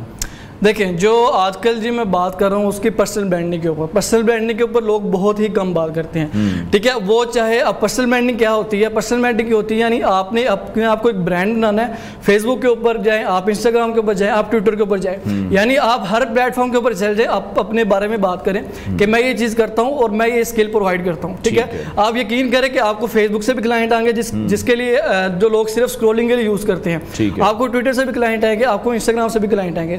تو میں یہی سوچتا ہوں کہ جو پرسنل برانڈنگ ہے اس کے اوپر زیادہ سے زیادہ فوکس ہونا چاہیے. ٹھیک ہے, بہت شکریہ. Social media expert Osama Sohail ہمارے ساتھ ان کانورسیشن تھے. ناظرین بریک لیتے ہیں, بریک کے بعد آپ کو دوبارہ جوائن کریں گے.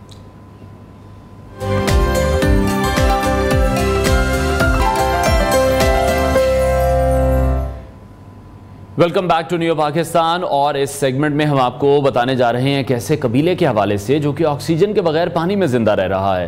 جی ہاں, جنوب مشرقی ایشیا سے تعلق رکھنے والے باجاؤ قبیلے نے پوری دنیا کو ہی حیرت میں مبتلا کر دیا ہے. اور ان کی خاص بات یہ ہے کہ وہ سمندر کی تہہ میں دیر تک سانس روکے رکھتے ہیں. باجاؤ قبیلے کے افراد جو کہ سی نومیڈز کے نام سے بھی جانے جاتے ہیں, جنوب مشرقی ایشیا میں یہ رہائش پذیر ہیں اور یہ سمندر کے ساتھ گہرا تعلق رکھتے ہیں. ہماری اسکرین پر کچھ مناظر بھی آپ اس وقت دیکھ رہے ہیں.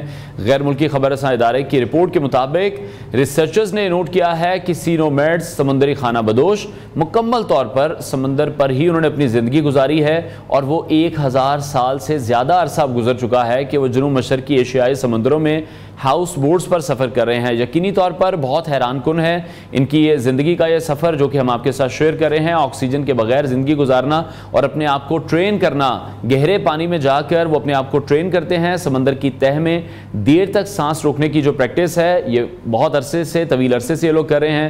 باجاؤ قبیلے کے جو افراد ہیں جنہیں سی نومیڈز کے نام سے بھی پکارا جاتا ہے, یہ جنوب مشرقی ایشیا میں رہائش پذیر ہیں اور یہ سمندروں کے ساتھ گہرا تعلق بھی رکھتے ہیں. اور یہ تصاویر اور یہ مناظر ہم نیو کی اسکرین پر آپ کو دکھا رہے ہیں جس طرح کی پریکٹس ان لوگوں کی طرف سے کی گئی ہے. ریسرچرز کا یہ بتانا ہے کہ یہ جو سمندری خانہ بدوش ہیں یہ مکمل طور پر سمندر میں ہی انہوں نے اپنی زندگی گزاری ہے, اور جو ان کا گزر بسر ہے وہ اسی طرح سے یہ کرتے دکھائی دے رہے ہیں. اور کوئی کم عرصہ نہیں ہے اس تمام روٹین کو فالو کرتے ہوئے. 1000 سال سے زیادہ کا یہ عرصہ گزر چکا ہے کہ جب یہ جنوب مشرقی ایشیائی سمندروں میں موجود ہیں اور اپنی ہاؤس بوٹس پر یہاں پر ہمیں سفر کرتے ہوئے دکھائی دے رہے ہیں. ڈاکومنٹریز بھی کافی ان کی زندگی کے حوالے سے بن چکی ہیں جو کہ مختلف چینلز کی طرف سے بھی دکھائی گئی ہیں, اور آج یہ خبر ہم آپ کے ساتھ نیو پاکستان میں بھی شیئر کر رہے ہیں. یقینی طور پر حیران کن ہے ان کا یہ سفر جو کہ 1000 سال سے جاری ہے. بریک لیتے ہیں ناظرین, بریک کے بعد آپ کو دوبارہ جوائن کریں گے.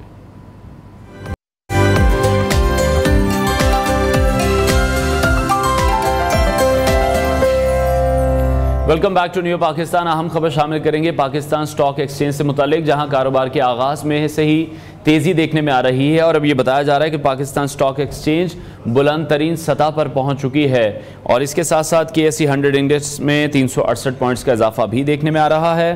اس وقت انڈیکس 80,053 پر ٹریڈ کر رہا ہے. پاکستان سٹاک ایکسچینج بلند ترین سطح پر پہنچ چکی ہے. KSE 100 انڈیکس میں 488 پوائنٹس کا اضافہ ہوا ہے. انڈیکس 80,053 پر ٹریڈ کر رہا ہے. اپڈیٹ کریں آپ کو اس اہم خبر کے حوالے سے. پاکستان سٹاک ایکسچینج بلند ترین سطح پر پہنچ چکی ہے. اسی حوالے سے مزید بات کریں گے, نمائندہ خصوصی کاشف منیر ہمیں مزید اپڈیٹ کریں گے. جی کاشف. دیکھیں جی, پاکستان اسٹاک مارکیٹ میں جو ہے وہ زبردست تیزی دیکھی جا رہی ہے, اور 100 انڈیکس جو ہے وہ 80,000 کی جو نفسیاتی حد ہے اس کو جو ہے وہ عبور کر گیا ہے. مارکیٹ بلند ترین سطح پر اس وقت موجود ہے. مارکیٹ میں جو دن کا آغاز ہوا تھا, مارکیٹ کی جو گزشتہ روز کی کلوزنگ تھی وہ 79,552 پر تھی, تاہم مارکیٹ میں اس وقت جو ہے 501 پوائنٹ کا اضافہ ہوا ہے اور مارکیٹ 80,053 پر جو ہے موجود ہے.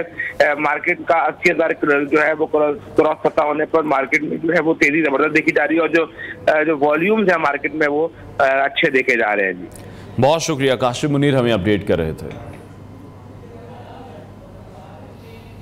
اور اب بات کریں گے سوشل میڈیا پر وائرل اس کلپ کے حوالے سے جس پر ہم نے پروگرام کے شروع میں بھی بات کی تھی، اور میں نے کہا تھا کہ اس پر ہم نے ایک ڈیٹیلڈ سیگمنٹ ڈیزائن کیا ہوا ہے، جس کے لیے ہم نے اسلامی اسکالر ڈاکٹر مفتی خلیق الرحمان صاحب کو بھی اپنے اسٹوڈیوز میں دعوت دی ہے۔ اس پر ہم مزید بھی بات کریں گے، کیونکہ سوشل میڈیا پر ہم دیکھ رہے ہیں کہ کافی ٹرولنگ بھی کی جا رہی ہے، اس پر کافی میمز بھی بنائی جا رہی ہیں، اور بہت سے لوگوں کی طرف سے اس کلپ کو ایڈٹ کر کے اپنا مطلب نکالنے کے لیے اس کلپ کی تشہیر بھی کی جا رہی ہے۔ اس میں بہت سارے سوالات ہیں، طاغوت کی اصطلاح سے متعلق بات کی گئی ہے کہ جس کو طاغوت کے مطلب نہیں پتا وہ جاہل ہے یا پھر وہ لا علم ہے۔ اسی حوالے سے ہم بات کریں گے ڈاکٹر مفتی خلیق الرحمان سے۔ ڈاکٹر صاحب بہت شکریہ آپ کے وقت کے لیے۔ سب سے پہلے تو میں یہی چاہوں گا کہ آپ ضرور کلیئر کیجئے گا کہ طاغوت کا مطلب کیا ہے۔ بسم اللہ الرحمن الرحیم۔ میرے بھائی، غیر اللہ کے سوا جو کچھ ہے اس کے لیے جو ایک قرآن کریم نے جامع ترین لفظ استعمال کیا ہے نا، وہ طاغوت ہے۔ ٹھیک ہے۔ طاغوت کو اگر ہم اس کے لٹرل میننگ کی طرف چلے جائیں، اس کے روٹس کی طرف، تو یہ بنا ہے لفظ طاغا اور یا سے۔ طغا کہتے ہیں طغایت کو، حد سے بڑھ جانے کو۔ ٹھیک ہے۔ پانی حد سے بڑھ جائے، سیلاب بن جاتا ہے، تو اس کو بھی اس کے اوپر بھی یہ طغیان، جیسے ہمارے اردو میں بھی طغیانی کہتے ہیں۔ ٹھیک ہے نا جی۔ تو یہ اب جب قوم سمود پہ عذاب آیا تو وہاں اس کے لیے بھی لفظ استعمال ہوا، فَأَمَّا ثَمُودُ فَأُهْلِكُوا بِالطَّاغِيَةِ، ہم نے حد سے بڑھی ہوئی آفت سے انہیں ہلاک کر۔ جو بھی چیز حد سے بڑھ جائے، یہ تو اس کے لٹرل میننگ ہو گئے۔ ٹھیک ہے، اب ہم اس کے ٹیکنیکل میننگ کی طرف آتے ہیں۔ تو قرآن کریم میں لفظ طاغوت 7 سے 8 مرتبہ استعمال ہوا ہے، اور جہاں جہاں استعمال ہوا ہے اس کے مد مقابل بھی استعمال ہوا ہے۔ پتہ چل جاتا ہے کہ یہ کس چیز کے لیے استعمال ہو رہا ہے۔ اب سورہ بقرہ کے اندر ہے آیت الکرسی، جہاں ختم ہو رہی ہوتی ہے، اور پھر اگلے 1-2 الفاظ ہیں، فَمَن يَكْفُرْ بِالطَّاغُوتِ وَيُؤْمِن بِاللَّهِ، جو طاغوت کا انکار کرے اللہ پہ ایمان لائے۔ تو صاف بات ہے اللہ کے علاوہ جو جتنے بھی معبود ہیں، جو کچھ ہے، ان پر لفظ طاغوت کا استعمال ہوا۔ ٹھیک ہے۔ اسی طرح سورہ نساء کے اندر آیت نمبر 59-60 میں آ جائیں تو کہا گیا ہے اطاعت کے آپ کو اللہ تعالیٰ 3 اصول دیتے ہیں، یا ایھا الذین آمنوا اطیعوا اللہ واطیعوا الرسول واولی الامر منکم۔ ایمان والو، تم نے اللہ کی اطاعت کرنی، اللہ کے رسول کی کرنی، اور اولی الامر کی کرنی۔ اولی الامر نیک حکمران اور علماء، جن سے آپ پوچھ کے چلتے ہیں۔ اب اس کی مان بات جو آیت آ رہی، اس کے اندر یہ کہا ہے کہ آپ دیکھتے نہیں ان لوگوں کو، الم تر الی الذین یزعمون انہم آمنوا بما انزل الیک، جو کہتے ہیں ہم ایمان لے آئے، لیکن اپنے معاملات اپنے معاملات کو حل کروانے کے لیے وہ طاغوت کے پاس جاتے ہیں۔ ٹھیک ہے۔ اب دیکھیں، یہ طاغوت کا لفظ یہاں اللہ، رسول اللہ، اولی الامر کے بالکل خلاف استعمال ہو رہا ہے۔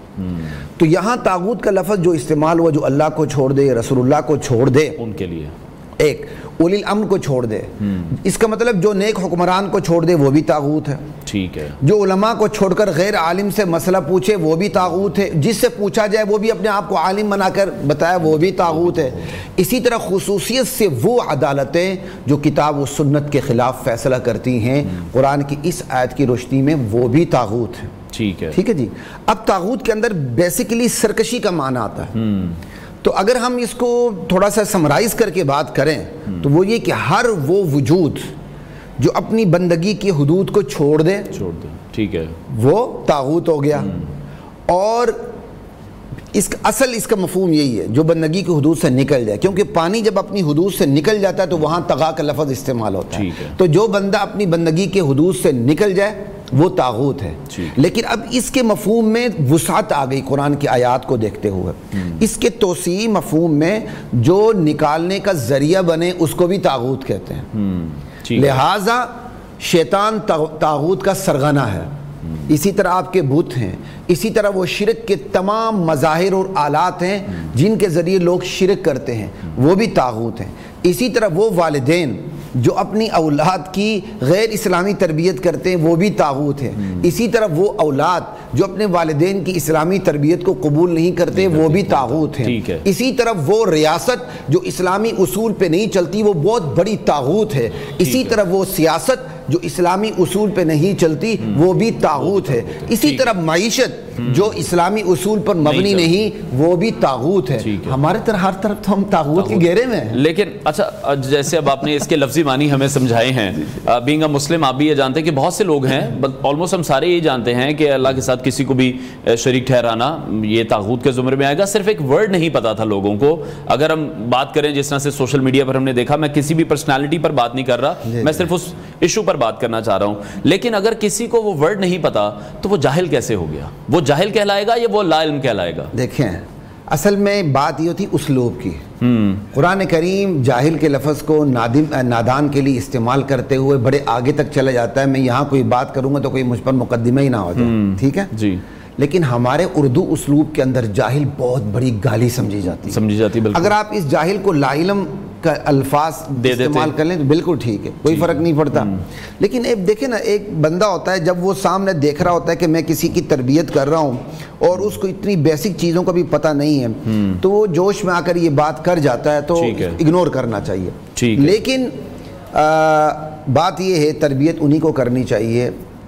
تربیت تو ہر ایک کر سکتا ہے اگر اس کے اندر تربیت کرنے کی اہلیت بھی ہو. لیکن ہمارا سب سے بڑا دیکھیں, ہمارا سوشل میڈیا خود طاغوت نہیں ہے. بالکل ایسی ہے.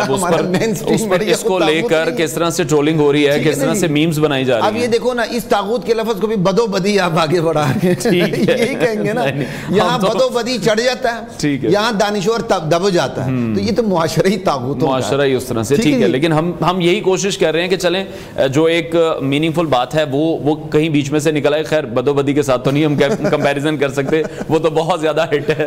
تو ابھی اس طرح سے خواتین کو بھی جس طرح سے ہم نے دیکھا کہ اس کلپ میں کس طرح سے خواتین کو بھی ٹارگٹ کیا گیا, اس کو آپ کس طرح سے دیکھیں؟ خواتین کی بڑی دل آزاری ہوئی ہے, میں چاہتا ہوں آپ اس چیز کو ضرور کلیئر کریں. دیکھیں جی, ہمارے معاشرے کے ایک المیہ یہ ہے, یہاں ظالم بھی مظلومیت کا رونا روکے نا میدان میں اتر جاتا ہے. تو ظالم تو بھائی طاغوت تو ہم سارے ہی ہیں, مرد ہوں کہ عورت ہوں. یقین کریں ہماری اکثریت طاغوتوں کی فہرست میں آتی ہے. سرکشی کے 3 درجے ہیں. ایک بندہ یہ ہے اصول کو مانے عمل نہ کر سکے, یہ بھی سرکشی کا ایک درجہ ہے. یہ بھی طاغوت ہونے کا ایک درجہ ہے. طاغوت کا اگلا سٹیپ جو ہے نا وہ یہ ہے بندہ اصولی طور پر ہی اسلام کے اصول کو ماننے سے انکار کر دے. یہ اس سے بڑا درجہ ہے. اور انکار کر کے کسی کی پیروی کرے, یعنی میں اللہ کے احکام کو نہیں مانتا, میں کسی انسانوں نے جو احکام بنایا ہے, میرا جسم میری مرضی, میں اس کے پیچھے چلتا ہوں. تو یہ بھی طاغوت کا دوسرا بڑا ایک بہت اعلیٰ درجہ ہے, بدترین درجہ. سب سے بڑا درجہ یہ ہے کہ وہ اللہ کے مقابلے میں اپنی حاکمیت کا اعلان کر دے, میں ساورن پاور ہوں. جیسے یورپ کے اندر ہوتا ہے کہ پارلیمنٹ غلطی کر ہی نہیں سکتی, پارلیمنٹ کو معصوم بنا لیتے ہیں. ٹھیک ہے نا, یہ سرکشی کے مختلف درجے ہیں. اگر یہ سرکشی کے ڈیفرنٹ کیٹیگریز کو دیکھا جائے نا, کسی نہ کسی فہرست میں آپ ہم سب طاغوت کے درجے میں آتے ہیں. لیکن طاغوت کا سب سے بڑا درجہ وہ جو اللہ کے مد مقابل آ کے کھڑا ہونا. بالکل ٹھیک ہے نا جی, اس سے بچنا چاہیے. لیکن جہاں تک بات ہے کہ صرف خواتین کو لے کر بات کرنا, ٹارگٹ کر دینا, نہیں, ٹارگٹ کے علاوہ بھی اب ہمارا ایک معاشرہ ایسا ہے, میں آپ کو سیدھی بات بتاؤں, یورپ میں وہ وقت آ چکا ہے کہ اب مرد وہاں کھڑے ہو رہے ہیں بینر لے کے اور احتجاج کر رہے ہیں, دھرنے دے رہے ہیں کہ ہمیں ہمارے حقوق دیے جائیں. ٹھیک ہے, یہاں وہاں ایک مرد جب اپنی عورت کو طلاق دیتا ہے تو بل گیٹس بھی غربت کے درجے میں آنے کے خطرہ پڑ جاتا ہے اس کو. ٹھیک ہے, تو یہ ایک بہت بڑی زیادتی ہے. میں کہہ رہا ہوں ہمارے ملک میں بھی 1-2 دہائیوں کے بعد یہ وقت آنے والا ہے جب اسی نیو چینل کے باہر مرد بینر لے کے کھڑے ہوں گے کہ ہمیں ہمارے حقوق دیے جائیں. ٹھیک ہے نا, یہاں ظالم مظلومیت کے نعرے لگا کے خود ظالم بن کے آگے نکل جاتا ہے. میں اب دیکھیں, میں سیدھی سی بات بتاتا ہوں, آپ کے ساتھ بیٹھ کے میرے لیے بات کرنا آسان ہے, اور میں کسی خاتون کو ٹارگٹ نہیں کر رہا. وہ خاتون میری ماں بھی ہے, وہ خاتون میری بہنیں بھی ہیں, وہ خاتون میری عزیزیں بھی ہیں. لیکن بات ہے آپ کی جگہ یہاں ایک خاتون بیٹھی ہو نا, خدا کی قسم کھا کے کہتا ہوں آپ کی اس ٹی وی کا اپنا مشاہدہ ہے, میری اس سے بات مشکل ہو جاتی ہے. اس نے ہائپر ہو جانا ہے, اس نے اپنی ہی بات کو لے کر آنا ہے, اس کے اندر فوراً فیمنسٹ اپروچ آ جائے گی. وہ ایک عورت کے لفظ کو لے کے کے کھڑی ہو جائے گی, لیکن مرد کے اندر بڑی وسعت ہوتی ہے. لیکن مفتی صاحب جس طرح سے آپ یہ ڈسکس کر رہے ہیں, جس طرح سے آپ نے ایک مثال بھی دی, میرا جسم میری مرضی, جیسے عورت مارچ ہم نے دیکھا کہ کافی سالوں سے وہ پاکستان میں بھی شروع ہو چکا ہے, خواتین اپنے حقوق کی بات کر رہی ہیں, لیکن پھر جب اس طرح سے, اگین میں کسی کی پرسنالٹی کی طرف نہیں جا رہا, شخصیت پر ہم بات نہیں کریں گے, لیکن اگر اس طرح سے اسکالرز پوائنٹ آؤٹ کریں گے خواتین کو, تو پھر وہ جو عورت مارچ کی خواتین ہیں انہیں ہم ایک کانٹینٹ دے رہے ہیں, انہیں ہم ایسے پوائنٹس مہیا کر رہے ہیں کہ اگلے سال پھر ہم دیکھیں گے کہ اس عورت مارچ میں وہ تمام پوائنٹس ریز کیے جائیں گے کہ کس طرح سے خواتین کو جاہل کہا گیا, تو مردوں کو بھی کس طرح سے ان تمام خواتین کی رہنمائی کرنی چاہیے. وہ اصل میں دعوت کا اسلوب, دائی بھی ایک بشر ہے, انسان ہے, میں کسی کو نہ ڈیفینڈ کر رہا ہوں نہ مخالفت کر رہا ہوں, آپ اصول پہ بات کر رہے ہیں, میں اصول پہ بات کر رہا ہوں. دائی کا ظرف بڑا ہونا چاہیے, لیکن کہیں آ کے وہ بھی ٹیمپر لوز کر جاتا ہے. بالکل ٹھیک ہے نا جی, وہ بھی ایک انسان ہے. میں تو کہتا ہوں مخلوط ماحول ہونا ہی نہیں چاہیے کہ جہاں آپ نے 100 عورتیں بٹھائیں 200 عورتیں بٹھائی ہوں اور 100 مرد بٹھائے ہوں, اور ہاتھ میں آپ نے اس کو لیا ہو, ایسے کھڑے ہو کے پی کے آپ کیا کہتے ہیں اسلام کی تبلیغ کر رہے ہوں. یہ کوئی بہرحال کوئی آئیڈیل طریقہ کار نہیں ہے. بات یہ ہے کہ دعوت کے اسلوب کے اندر اگر کوئی آپ آگے کسی کو پتہ نہیں ہے تو آپ اپنے اسلوب کو پہچانتے ہوئے کہنا چاہیے کہ بہن آپ کو اتنا نادان نہیں ہونا چاہیے, ایک بیسک چیزیں آپ کو پتہ ہونی چاہیے. اس کے مقابلے میں اگر ہمارے اسلوب کے اندر اس کو جاہل کہہ دیا جائے, لفظوں کا جو استعمال ہے اس نے شاید اس معاملے کو کافی ہائپ دے دی ہے, ٹھیک ہے, اور اس معاملے میں احتیاط یقینی طور پر ہونی چاہیے. اور ہماری خواتین کو بھی احتیاط کرنی چاہیے جن کے اندر ایک جو فیمنزم آ چکا ہے نا, جو ایک اپروچ, وہ اپنے آپ کو جو مرد کے مد مقابل سمجھنے لگ گئی ہیں. اللہ تعالیٰ نے مرد عورت کو جوڑا پیدا کیے, جوڑا, ٹھیک ہے, دونوں ایک دوسرے کے لیے شریک حیات ہیں.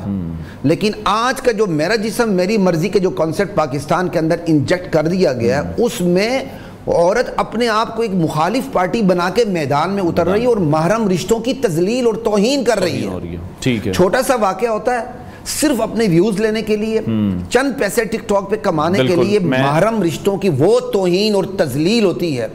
ٹھیک ہے, بالکل یہ ہو رہا ہے. اور میں اسی طرف آنا چاہ رہا تھا کہ جس طرح سے آپ نے کہا فیمنزم والی آپ نے بات کی ہے, اور جو کچھ بھی واقعات جب میڈیا پر بھی رپورٹ ہوتے ہیں یا سوشل میڈیا پر بھی ہم دیکھتے ہیں, تو وہ صرف اور صرف ویوز کو بڑھانے کے لیے ہے, اور ویوز کو بڑھانے کے لیے ہم ان تمام رشتوں کا جو تقدس ہے اس کو بھی پھر بڑے آسانی سے پامال کر رہے ہیں. دیکھیں جی, ویوز کو جب بڑھانے کے لیے ہم کام کرتے ہیں نا, تو معاشرے کی سوچ کے مطابق کام کرتے ہیں. اگر ویوز بڑھانے والوں کو یہ پتا ہو کہ معاشرہ صرف دانش مندی کی بات سنتا ہے تو بدو بدی آگے نہیں جائے گا. بالکل اس طرح کا کانٹینٹ نہیں چلے گا. لیکن اگر ویوز لینے والوں کو پتا ہو کہ میں جتنا ننگا ہو جاؤں, میں جتنے کھوتے پن کا مظاہرہ کروں, میں جتنی غلط بات کروں, میں جتنی پٹاخے ماروں, اوٹ پٹانگ بکوں, وہ چیز منٹوں میں لاکھوں کروڑوں میں وائرل ہو جائے گی, تو وہ وہی چیز بنائے گا. تو اسی سے دیکھیں ہمارا معاشرہ طاغوت کے کس لیول پہ کھڑا ہے. لیکن اس میں آپ پھر یہ دیکھ رہے ہیں کہ ہمارے کچھ سو کالڈ سکالرز بھی ایسے ہیں جو کہ جن کو پھر ٹی وی پر بھی بلا لیا جاتا ہے, جو سوشل میڈیا پر بھی اپنا ایک گروپ بنا کر بیٹھے ہوئے ہیں اور غلط انفارمیشن اسلام کے حوالے سے بھی وہ دے رہے ہیں, تو ان کو روکنے کے لیے بھی تو کچھ ہو. پھر ہم صرف خواتین کو تو غلط نہیں کہہ سکتے. طریقہ بتاتا ہوں جی, میں یہاں بیٹھا ہوں نا آپ کے سامنے, آپ کو اگر آج صحت کے ایشو پہ بات کرنی ہوتی اور قانون کے ایشو پہ بات کرنی ہوتی, تو یہاں 2 کرسیوں پہ کون بیٹھا ہوتا؟ قانون دان ہوتے اور ماہر غذائیت بیٹھی ہوتی میرے ساتھ. ٹھیک ہے, بالکل. لیکن ظالم یہ میڈیا بھی ہے, اس نے بات کرنی ہوتی ہے دین پہ, بلاتا ہے انجینئر کو, بلاتا ہے ڈاکٹر کو, بلاتا ہے ریٹائرڈ آفیسر کو, جس کے پاس گھر میں کام کاج کرنے کے لیے کوئی نہیں ہوتا, بیوی اس سے لفٹ نہیں دیتی یا بیوی اس کی فوت ہوئی ہوتی ہے. اب وہ قرآنی لٹریچر پر ہاتھ مارتا ہے, اسے روکنے والا کوئی نہیں ہوتا. اب آپ یہاں بیٹھے, آپ کسی ڈاکٹر سے, طبیب سے, ماہر غذائیت سے بات کریں گے نا, تو آپ یہ کہتے ہوئے بات کریں گے کہ سر آپ بتائیں یہ آپ کی اسپیشلٹی ہے, لیکن دین کی بات ہر ایرا غیرہ نتھو خیرہ عالم مجتہد فقیہ سب کچھ بنا ہوتا ہے, وہ آکے کہتا ہے ان علماء کو کیا پتا. لیکن پھر انہی علماء کی وجہ سے جو خواتین کی بات کر لیں یا مردوں کی بات کر لیں, پھر وہ غلط راستے پر چل رہے ہیں, پھر ان کا کیا قصور؟ دیکھیں جی, ہر شعبے میں اچھے برے بھی ہوتے ہیں. کیا جیلی ڈاکٹر نہیں ہے؟ کیا جیلی حکیم نہیں ہے؟ کیا آپریشن غلط نہیں ہو رہے؟ لیکن جب آپریشن غلط ہوتے ہیں کہیں نہ کہیں کوئی گرفتار ہو جاتا ہے. یہاں پر جو اسلام کے حوالے سے غلط بات کر رہا ہے اس کو تو کھلی چھوٹ ملی ہوئی ہے. کوئی گرفتار نہیں ہوتا, کچھ بھی نہیں ہوتا اس معاشرے میں. اس معاشرے میں سب سے مظلوم اور یتیم دین ہے. دین کے نام پہ آپ کسی کو بٹھا دیں, بات کر لیں, جو اینکر ہے وہ بھی عالم دین بن جاتا ہے آگے سے, اور اتنی بڑی ڈز مارتے ہیں اور اتنی بڑی اوپینین دے رہے ہوتے ہیں اور قرآن کا لفظ غلط پڑھ رہے ہوتے ہیں, حدیث کا لفظ غلط پڑھ رہے ہوتے ہیں, آیت غلط پڑھ رہے ہوتے ہیں. یہاں آپ کے بڑے بڑے مشہور اینکر ہیں, ہم کہتے ہیں یار ہاتھ باندھ کے آپ قرآن کا ترجمہ پڑھ لیا کرو, لیکن جب قرآن کی آیت پڑھتے ہو تو خدا کے بندو آیتوں کو تو آپ توڑ کے رکھ دیتے ہو. لیکن یہاں اب دیکھیں اس معاشرے میں آپ انگلش کا لفظ غلط بولیں جو آپ کی زبان نہیں ہے, سارا معاشرہ ہنستا ہے, لیکن ہم مسلمان ہیں, ہم بحیثیت مسلمان, میری سب سے پہلی زبان عربی ہے, ٹھیک ہے, وہ آتی نہیں, اخلاص نہیں آتی, سورہ اخلاص. آپ کے کیا کہتے ہیں ایک وزیر جو فوت ہو گئے اللہ ان کی بخشش کرے, اس نے کہا جی پہلے میں نے سورہ اخلاص غلط نہیں پڑھی تھی, وہ ویڈیو بنائی گئی تھی, اب میں آپ کو پڑھ کے سناتا ہوں. اس بندے نے پڑھ کے پھر دوبارہ ڈز مار دی, پھر غلط پڑھ دیا. آپ کا معاشرہ تو یہ, آپ کے معاشرے میں دعائے قنوت تو پل صراط ہے. مجھے بتائیں کتنی اولاد ہے اگر اس کا باپ یا اس کی ماں فوت ہو جائے ان کی, وہ جنازہ پڑھ سکیں؟ ٹھیک ہے, کتنے لوگ کھڑے ہیں جو مقابلوں کے امتحان دیتے ہیں, لیکن ان کو کھڑا کر کے آپ پوچھ لیں آپ مسلمان کیوں ہیں, غیر مسلم کیوں نہیں, ٹھیک ہے, واللہ بہت بڑی تعداد نہیں بتا سکے گی. صرف اتنا ہی جواب ہوگا ایک ملحد کی طرح. ملحد یہی کہتا ہے یار فلاں عیسائی گھرانے میں پیدا ہوا تو عیسائی ہو گیا, فلاں مسلمان گھرانے میں پیدا ہو گیا تو مسلمان ہو گیا. لیکن پھر مفتی صاحب ان تمام چیزوں کے پیچھے آپ کیا سمجھتے ہیں, یہ ہماری حکومت کی کوتاہی ہے, یہ معاشرہ ہمارا اس طرح کا بن چکا ہے؟ معاشرہ اس طرح کا تھا تو نہیں تھا, معاشرے کی ہر شعبے کی کوتاہی. یہ ملک کس کے نام پہ بنا؟ لا الہ الا اللہ محمد. اب میں آپ کو دکھتی رکھ پہ ہاتھ لگانے لگا ہوں. لا الہ الا اللہ جس سیاسی پارٹی کا دعویٰ ہے کہ ہم نے پاکستان بنایا, 1940 کے انتخابات میں اس نے جرلو پھیلا جیتا, اس کے سیاسی منشور میں مجھے لا الہ الا اللہ دکھا دے. یہ تو موچی دروازے کا نعرہ بتاتے ہیں وہ, ٹھیک ہے, ان کے سیاسی ایک ہوتا نا, آپ آتے ہیں تو آپ اپنا منشور لے کے آتے ہیں, ان کے سیاسی منشور میں لا الہ الا اللہ دکھا دیں. یہی شریعت بل مولانا سمیع الحق صاحب جو بیچارے شہید ہو گئے, وہ اس کو لے کے جب کھڑے ہوئے آئی جائی کے پلیٹ فارم پہ, میاں صاحب وزیر اعظم بنے, ان کو کہا گیا, دباؤ ڈالا گیا کہ آپ شریعت بل نافذ کریں, تو ان کا جواب یہ تھا میاں صاحب کا, میرا لڑکپن تھا مجھے ابھی تک یاد ہے, یتیموں کے سر پر ہاتھ پھیرا جا رہا ہے, بیواؤں کا خیال کیا جا رہا ہے, یہ نفاذ شریعت نہیں تو کیا ہے, انا للہ و انا الیہ راجعون. اس ملک کا آبے کا آبا بگڑا ہوا ہے. مجھے بتائیں وہ ملک جو اسلام کے نام پہ بنا, اس ملک میں تو 1935 ایکٹ نافذ ہوا بطور آئین. آبے کا آبے تو پہلے دن سے بیڑا غرق ہے. جو ملک اسلام کے نام پہ بنا, اس کا وزیر قانون, اس کا وزیر تعلیم, اس کا وزیر خارجہ نان مسلم تھا. جی, بندے نہیں تھے تو نہ بناؤ پاکستان. کیوں بنایا؟ بندے نہیں تھے. یہ خامخواہ کی باتیں, بندے نہیں تھے. آپ نے شروع سے اسلامک ٹچ دیا ہے. کسی مولوی صاحب کے پیچھے کسی حکمران نے نماز پڑھی نا, تو اس کی نسل آج تک کہتی ہے میرے دادا کے پیچھے جناح صاحب نے جنازہ پڑھا تھا, ٹھیک ہے, میرے دادا نے نا مشرقی پاکستان میں جھنڈا لہرایا تھا, میرے پردادا نے, نانا نے, یا فلاں میرے اکابرین نے فلاں جگہ جھنڈا لہرایا تھا. میں کہتا ہوں یار خدا کے لیے, نہ تم مشرقی پاکستان میں جھنڈا لہراؤ, نہ مغربی پاکستان میں, نہ تم کسی کے پیچھے نمازیں پڑھو, اسلامک ٹچ نہ دو. یہ اسلامک ٹچ دینے کی بیماری شروع سے, آپ اسلام نافذ کرو. لیکن اسلام نافذ کرنے کی جب ہم بات کریں, جیسے ہم بریک میں بھی ڈسکس کر رہے تھے, آپ نے بھی ایک دو نام لیے, میں آن ایئر تو وہ نام نہیں لوں گا, لیکن پھر کچھ ان ایسے لوگوں کی وجہ سے جو اسلام اب مزید خراب ہو رہا ہے, اپنی اپنی اصطلاحیں ہر کوئی پیش کر رہے ہیں, عربی کے لفظ انہیں صحیح سے بولنے نہیں آتے, مفہوم انہیں پتہ نہیں ہے, اور وہ بیٹھ کر کروڑوں لوگوں تک اپنی آواز پہنچا رہے ہیں. یہ بھی نہیں ہے کہ کوئی 100 کا مجمع, سینکڑوں کا مجمع یا ہزاروں کا مجمع انہیں سن رہا ہے, اب تو پوری دنیا میں ان کی آواز جا رہی ہے. تو یہ پھر اب کیا تاثر جا رہا ہے, اس کی روک تھام کیسے ہوگی؟ تاثر یہ کہ سب یہ ریاست ماں ہوتی, وہ ماں اپنا کردار ادا نہیں کری. جو جس شعبے کا اس شعبے تک اس کو محدود رکھے. میرا شعبہ صحت کا نہیں ہے نا, تو مجھے صحت پہ ہاتھ مارنے نہ دے. ٹھیک ہے, میرا شعبہ قرآن و سنت کا نہیں ہے نا, میں کوالیفائڈ نہیں ہوں, تو مجھے قرآن و سنت پر بولنے نہ دے. عمل کروں ٹھیک ہے, اگر اپنے نجی سطح پر میں اپنے بچوں کی محنت کرتا ہوں تو میں کروں اپنے بچوں پر, لیکن ایک مبلغ بن کے آنا, ایک سکالر بن کے آنا, مین سٹریم میڈیا پہ آنا, سوشل میڈیا پہ آنا, اور لاکھوں کروڑوں کیا کہتے ہیں ویورز کو لینا, یہ کوالیفائڈ جب تک نہیں آئے گا کام نہیں بنے گا. کوئی بھی شعبہ خراب تب ہوتا ہے اس کے اندر جب جہری لوگ یا نااہل لوگ گھس جاتے ہیں. یہ تو پھر ریاست کا کام ہوتا ہے نا. مجھے اتنی سی بات بتائیں, آج اگر ریاست کا خوف ختم ہو جائے تو آپ کو ایک گلی کے اندر کتنے ڈاکٹر نظر آئیں گے؟ ہر دوسرے دن یہ وکلاء اپنے نظم و ضبط میں اتنے مضبوط ہیں, اس کے باوجود ہر دوسرے تیسرے دن کسی نہ کسی وقت کوئی نہ کوئی جیلی وکیل ہائی کورٹ میں گھومتا ہوا پکڑا جاتا ہے. اگر آپ اس پابندی کو ہٹا لیں تو ہر ایک کالا کوٹ پہن کے وکیل بن جائے گا، جیسے ہر ایک آج کوئی پگڑی پہن کے، کوئی سبز چوغا پہن کے، کوئی 2 گز کا لمبا کراکولا پہن کے عالم پیر پتنی وہ کیا کچھ سرکار بنا ہوا ہے. اور میں آپ کو بتاؤں ریاست ہمیشہ ان پڑھ عالم دین کو پسند کرتی ہے. عالم دین اور ان پڑھ دونوں کھٹے نہیں ہو سکتے، لیکن ہمارا ایک ایسا ماحول بن چکا ہے ریاست ان کو آگے لاتی ہے، ان کو عہدے دیتی ہے، نہ جن کا کردار ہوتا ہے نہ جن کے پاس کوئی علم ہوتا ہے وہ عربیت کے حوالے سے ایک لفظ نہیں پڑھ سکتے. اگر میرا مزاج مجھے اجازت دیتا تو میں یہاں لمبی فہرست ان لوگوں کی رکھ دیتا کہ ریاست نے جن بڑے بڑے نام نہاد مذہبی سکالرز کو کرسیوں پہ بٹھایا ہوا ہے، اگر ان کو اینک لگا کے دیکھا جائے، اینک نہیں بغیر اینک کے دیکھا جائے، وہ کسی سطح پہ فال ہی نہیں کرتا. ٹھیک ہے مفتی صاحب ہمارے ساتھ ان کانورسیشن ہی ہے. ناظرین بریک ہمیں لینی ہے اور اپڈیٹس کی طرف ہمیں بڑھنا ہے.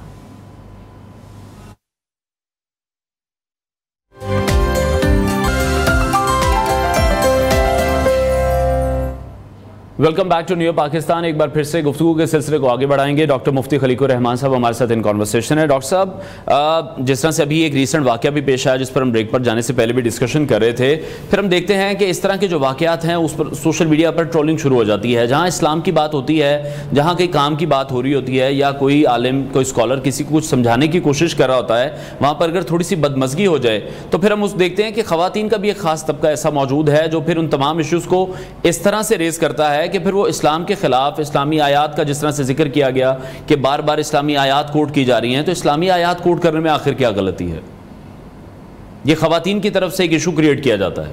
نہیں، خواتین کہہ کیا رہی ہیں اس ٹائم؟ اس حوالے سے یہ کہا جاتا ہے، جیسے اس کلپ میں بھی ہم یہ دیکھ رہے ہیں کہ وہ خاتون یہی بار بار کہہ رہی تھی کہ میں نے آپ سے صرف کہا کہ آپ معافی مانگیں خواتین کو جاہل کہنے پر. تو ان کی طرف سے یہ کہا جا رہا تھا کہ آپ مجھے آیات سنا، میں یہاں قرآنی آیات سننے نہیں آئی ہوں. تو قرآنی آیات سے بھی پرابلم ہو رہی ہے اب لوگوں کو. دیکھیں اگر کوئی خاتون یہ کہتی نا کہ میں یہاں قرآنی آیات سننے نہیں آئی ہوں تو میرے خیال وہ سب سے بڑی جاہل ہے. اور جاہل ہونے کے ساتھ وہ اتنی بے باک ہے جو یہ کہہ رہی میں قرآنی آیات سننے نہیں آئی ہوں. کیا بطور مسلمان یہ کہنے کا حق کسی کو حاصل ہے؟ آپ یہ دیکھیں کہ اگر وہ مسلمان ہے، کیونکہ ہر قسم کے پاکستان میں تو تمام مذاہب کے لوگ رہتے ہیں، اکثریت مسلمانوں کی ہے. اگر وہ مسلمان نہیں ہے تو اپنے ہمارے اقلیتی برادری غور کرے کہ جتنے حقوق پاکستان میں اقلیتی برادری کو حاصل ہیں شاید دنیا میں کہیں نہیں. ٹھیک ہے، اور یہ اسلام انہیں دیتا ہے. بالکل ٹھیک ہے، انہیں ذمہ کہتا ہے کہ وہ ہمارے ذمے ہیں، ان کی سیکیورٹی ہمارا فرض ہے. لیکن اگر کوئی مسلمان ہے وہ آگے سے یہ کہتی میں قرآنی آیت سننے نہیں آئی ہوں تو اس سے یہ اندازہ کریں کہ وہ قرآن سے الرجک کتنی ہے، وہ کہاں کھڑی ہے. وہ جتنی مرضی اپنی صفائیاں دے لیکن یہ لفظ تو ہضم ہونے والا ہے ہی نہیں ہے کہ میں قرآنی آیت سننے نہیں آئی ہوں. تو بھائی اگر ایک سکالر نے آپ کے سامنے طاغوت کا لفظ پڑھ دیا ہے اور آگے سے وہ قرآنی آیات ہی پڑھے گا نا، بالکل اس کی وضاحت کے لیے، وہ کوئی گرنتھ تو نہیں پڑھے گا، کوئی گرنتھ تو نہیں پڑھے گا نا، وہ وہی پڑھے گا فَمَن يَكْفُرْ بِالطَّاغُوتِ وَيُؤْمِن بِاللَّهِ، وہ یہی پڑھے گا اور کیا پڑھے گا. ٹھیک ہے نا. اور وہ قرآنی آیات کے حوالے سے ہی سمجھانا چاہ رہے تھے، لیکن اس پر جو ان کو کہتے ہیں کہ ایک فیڈ بیک تھا وہ پازیٹیو نہیں مل رہا تھا. انہیں یہی جواب دیا گیا اور پھر خواتین کہیں نہ کہیں یہ بھی کہتی ہمیں دکھائی دیتی ہیں کہ اسلام کے نام پر یا مذہب کے نام پر ہم سے بدتمیزی کی جاتی ہے. دیکھیں بات یہ ہے، میں نے نہ اس ویڈیو کو سنا نہ کوئی خاص دلچسپی تھی، آپ لوگوں کی خواہش تھی تو میں حاضر ہوا ہوں. بات یہ کہ اگر خاتون نے کچھ نہیں کہا، اگر خاتون آگے سے یہ کہ جی مجھے طاغوت کا مطلب کا پتہ نہیں، اور پھر دائی دعوت دینے والا یہ کہ تو بہت بڑی جاہل ہے، تو نہیں کہنا چاہیے. یہ دعوت کا اسلوب نہیں ہے، غلط ہے.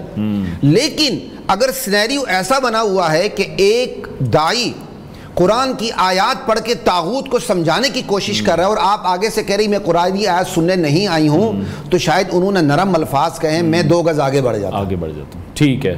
اور یہ کتنی بے باکی ہے کہ ایک عورت، یہ سینیریو کو مجھے پتہ نہیں ہے اس لیے میں اگر مگر کر کے بات کر رہا ہوں. ٹھیک ہے کہ اگر سینیریو یہ ہے کہ میں طاغوت کا لفظ آپ کو سمجھا رہا ہوں قرآنی آیات کی روشنی میں، اور آپ آگے سے یہ کہہ رہے ہیں کہ میں قرآنی آیات سننے نہیں آیا، تو میں کیا کہوں گا؟ تو پھر تو میں سخت الفاظ کہوں گا، یہ پھر میرا حق بنتا ہے. لیکن پھر اس کا مطلب تو یہی ہے کہ جب وہاں پر ایک بات کی گئی جس پر اتنی زیادہ بحث ہو رہی ہے خواتین کے درمیان، مردوں کے درمیان، سوشل میڈیا پر بھی، میڈیا پر بھی، کہ ان کی طرف سے یہ کہہ دیا گیا کہ 95% جو خواتین ہیں وہ جاہل ہیں، پھر یہ بھی نامناسب رہا. 95% تو خیر بہت بڑی زیادتی ہے. مبالغہ آرائی ایسا نہیں کہنا چاہیے. دیکھیں کہ بہرحال دائی بھی ایک بشری سطح پہ ہوتا ہے, وہ بھی ٹیمپر لوز کر جاتا ہے, ہم بھی کر جاتے ہیں, ہم خود بالکل, میں نے تو دیکھا بھی کافی بار تو ہو جاتا ہے. لیکن جب سامنے سے, میں آپ کو سیدھی بات بتاؤں, دائی جو ہوتا ہے نا وہ معاشرے کا سب سے حساس طبقہ ہوتا ہے, سب سے حساس. یہی وجہ ہے کہ انبیاء سب سے حساس ہوا کے ہوئے ہیں, لیکن انبیاء اخلاق کی اس بلندی پر تھے جہاں ہم ان کے الفاظ کا چناؤ بھی, ٹھیک ہے نا, ہم خواب بھی دیکھ سکتے ہیں. تو دائی سب سے زیادہ حساس ہوتا ہے. اس مقام پر اگر دائی اپنی دعوت کے درد سے ایک بات کو سمجھا رہا ہے اور آگے سے اس کو یہ ریاکشن ملے کہ میں قرآنی آیات سننے نہیں آئی ہوں, تو پھر میں خیال یہ جاہل لفظ, یہ چھوٹا لفظ ہے, اس سے بڑا کوئی لفظ ہونا چاہیے تھا. لیکن یہ کہنا کہ 95% عورتیں جاہل ہیں, یہ بھی نامناسب. ٹھیک ہے, بہت شکریہ. اسلامی اسکالر ڈاکٹر مفتی خلیق الرحمان صاحب ہمارے ساتھ ان کانورسیشن تھے. بریک لیتے ہیں ناظرین, بریک کے بعد آپ کو دوبارہ جوائن کریں گے.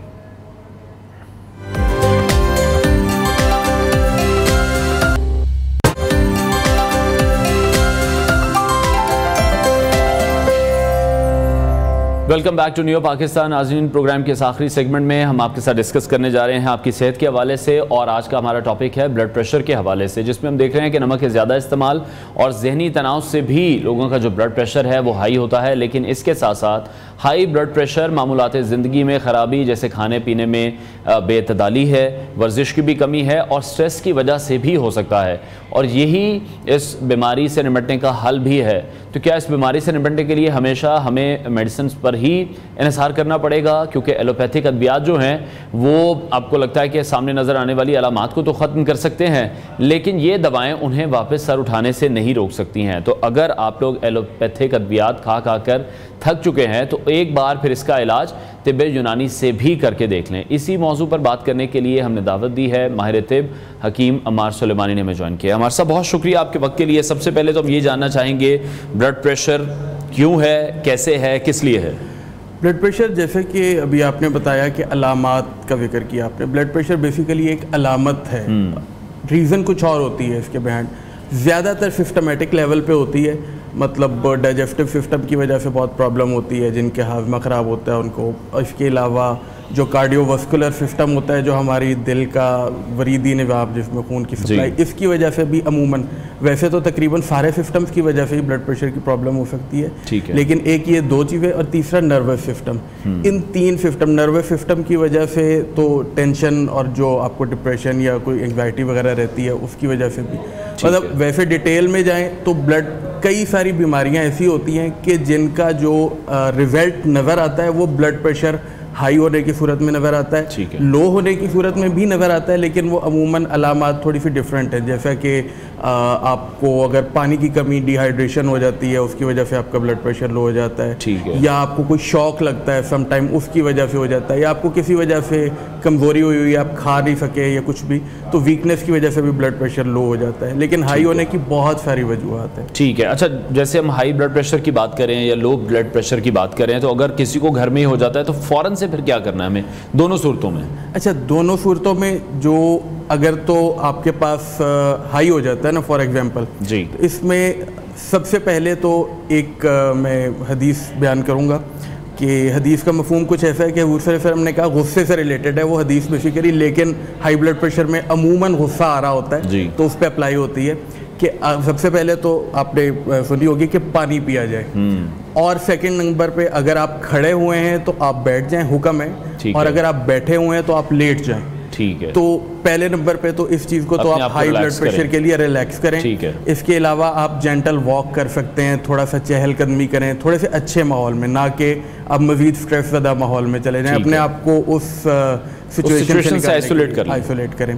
دوسرے نمبر پہ جو ایک ایکو پریشر ہوتا ہے, ایک طریقہ علاج جو کہ جسم کے مختلف پوائنٹس پہ پریشر دیا جاتا ہے. ٹھیک ہے. یہ اس صورت میں آپ کو یہ چیزیں بتا رہا ہوں کہ جب آپ کے پاس کوئی ایڈ میسر نہیں ہے, آپ اپنی انگلیوں کے اوپر جو ہے ٹپس پہ, فنگر ٹپس کے اوپر پریشر دینا شروع کریں, جیسا کہ وہ تسبیح پڑھ رہے ہوتے ہیں نا نماز کے بعد, تو اس سے آپ پریشر دینا شروع کریں. اس سے بھی جو ہے وہ آپ تھوڑا سا ریلیکس ہوں گے. تیسرے نمبر پہ ڈیپ بریدنگ کریں, بیٹھ جائیے اور ٹیک لگا لیجئے, لمبی لمبی سانسیں لینا شروع کیجئے, یہ ہو جاتا ہے. اس کے علاوہ ایک میں ایڈ کرتا چلوں, دو تین چیزیں ویسے تو وہ روحانی علاج میں آتی ہے، لیکن درود ابراہیمی جو نماز والا درود ہے یہ بندے کو کام کرتا ہے، کامنس لاتا ہے، تو یہ بھی ساتھ پڑھنا شروع کر دیں تو عموماً جو ہے وہ اس سے آپ تھوڑی دیر کے اندر، اللہ یہ کہ آپ کا بلڈ پریشر بہت زیادہ شوٹ کیا اور آپ کو جو ہے وہ کسی ایمرجنسی کی ضرورت ہو، میڈیکیشن کی ضرورت ہو اور آپ تب بھی یہ کر رہے ہو وہ نہیں، لیکن یہ ہے کہ اگر تھوڑا بہت کوئی ایشو ہو جاتا ہے اور آپ فوری طور پہ آپ چاہ رہے ہیں کہ آپ بلڈ پریشر لو ہے تو اس صورت میں کیا کرنا چاہیے؟ بلڈ پریشر لو کی صورت میں آپ کو کچھ نہ کچھ کھانا چاہیے فوری طور پہ. اس میں آپ اگر ایکسرسائز کرنے کی کوشش کریں گے تو پہلے ہی آپ کو جسم کو ویکنیس ہو رہی ہے تو اس میں جو ہے وہ بڑھ جائے گی. اس میں آپ انڈا ابال کے کھا لیں, یخنی بنا کے پی لیں اگر پی سکتے ہیں, یا اگر میڈیکیشن کوئی آپ کے پاس دوائی پڑی ہوئی ہے, کوئی اعصابی طاقت کی دوائی ہے جیسے کوئی خمیرہ جات ہے یا کوئی جواہر مورا ٹائپ چیز ہے جو کہ آپ کے نروس سسٹم کو ذرا اسٹرینتھ دیتی ہو تو وہ چیز آپ فوراً یوز کریں. پھل استعمال کر لیں, نمک کالی مرچ ڈال کے استعمال کریں تو اس سے بھی آپ جو ہے وہ فوری طور پہ بہتر. اور اگر طب یونانی میں ہم دیکھیں تو ہائی بلڈ پریشر کا اس میں کیا علاج ہے؟ اچھا, ہائی بلڈ پریشر کا طب یونانی میں بیسیکلی نا جس طرح کہ شروع میں بتایا کہ یہ علامت ہے. اب میں چونکہ جو بات کر رہا ہوں وہ ایک نارملی کر رہا ہوں, ہر چیز میں وہ 100% ویسے ہی نہیں اپلائی ہوتی. ظاہر ہے اب کسی کا بی پی جو ہے وہ کڈنی کی وجہ سے ہائی ہے, آپ اس کو جو ہے وہ اگر ڈائجسٹو سسٹم سے ریلیٹڈ ٹریٹ کریں گے تو ظاہر ہے وہ پوری طرح ٹھیک نہیں ہو پائے گا. لیکن بہرحال عموماً جو ہوتا ہے اس کے اندر 2-3 چیزیں ہیں جو کہ عموماً پنساریوں سے عام مل جاتی ہیں, جس کو ایک تو ہوتی ہے اسرول جس کو چھوٹی چندن بھی بولتے ہیں, سنیک روٹ انگلش میں اس کو بولا جاتا ہے. یہ بلڈ پریشر کے لیے بہت اچھی چیز ہے. اس کے علاوہ جو ایک جو مہندی ہوتی ہے جس کو ہینا, برگے ہینا جو مہندی کے پتے ہیں, یہ اپلائی کرنا بھی blood pressure, high blood pressure کو کم کرتا ہے. پہلے آپ نے دیکھا ہوگا لوگ پیروں کے اوپر تلووں پہ لگاتے تھے کہ ٹھنڈک رہتی ہے, ہاتھوں کے اوپر لگاتے تھے, تو اس سے بھی جو ہے وہ فرق پڑتا ہے. اس کے علاوہ ایک چیز ہوتی ہے اس کو بولا جاتا ہے پیپلا مول, یہ بھی عام سی دوائی ہے اور ایک پودا ہوتا ہے اس کی جڑ ہوتی ہے یہ. تو یہ 2 چیزیں جو ہیں یہ بہت زیادہ یوز ہوتی ہیں, بلکہ 3 چیزیں. اور اس کے علاوہ چھوٹی الائچی, یہ گھریلو علاج میں بھی آ جاتی ہے.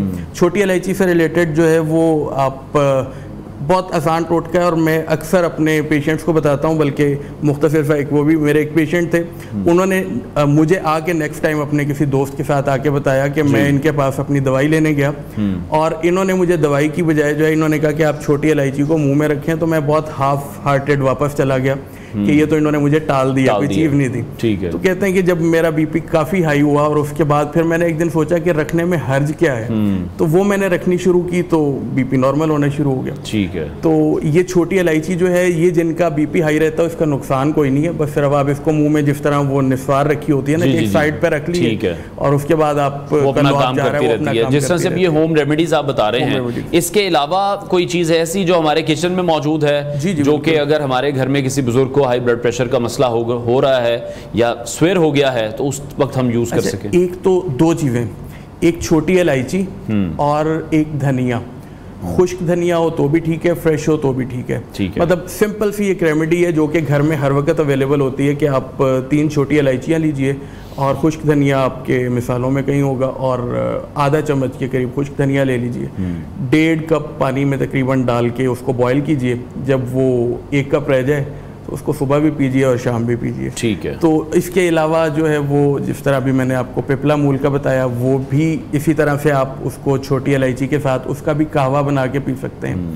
اور کچھ نہیں ہے تو آپ اکیلی چھوٹی الائچی بھی لے سکتے ہیں. اس کے علاوہ تیسری چیز وہ ہے تو ڈائیوریٹک, مطلب کہ وہ پیشاب آور ہے, لیکن اس سے بھی سم ٹائم جو ہے وہ ریلیف ہوتا ہے. اس کا ایک سمپل سا ایک ٹوٹکا کہہ لیجئے کہ چائے بنا کے آدھا کپ چائے ہے اس میں آدھا کپ بعد میں پانی ڈال دیجئے, کچا پانی, وہ تھوڑا سا ڈائیوریٹک ہو جاتا ہے, اس سے تھوڑا سا آپ کو ریلیف ملتا ہے تو آپ کا بلڈ پریشر بھی نارمل ہونا شروع. ٹھیک ہے. اور ایکسرسائزز کتنی امپورٹنٹ ہے بلڈ پریشر کو نارمل رکھنے کے لیے, کیونکہ ہم لوگوں کا فوکس ایکسرسائز پر اب نہیں رہا اس طرح سے, صرف خشک خوراکی پر ہے.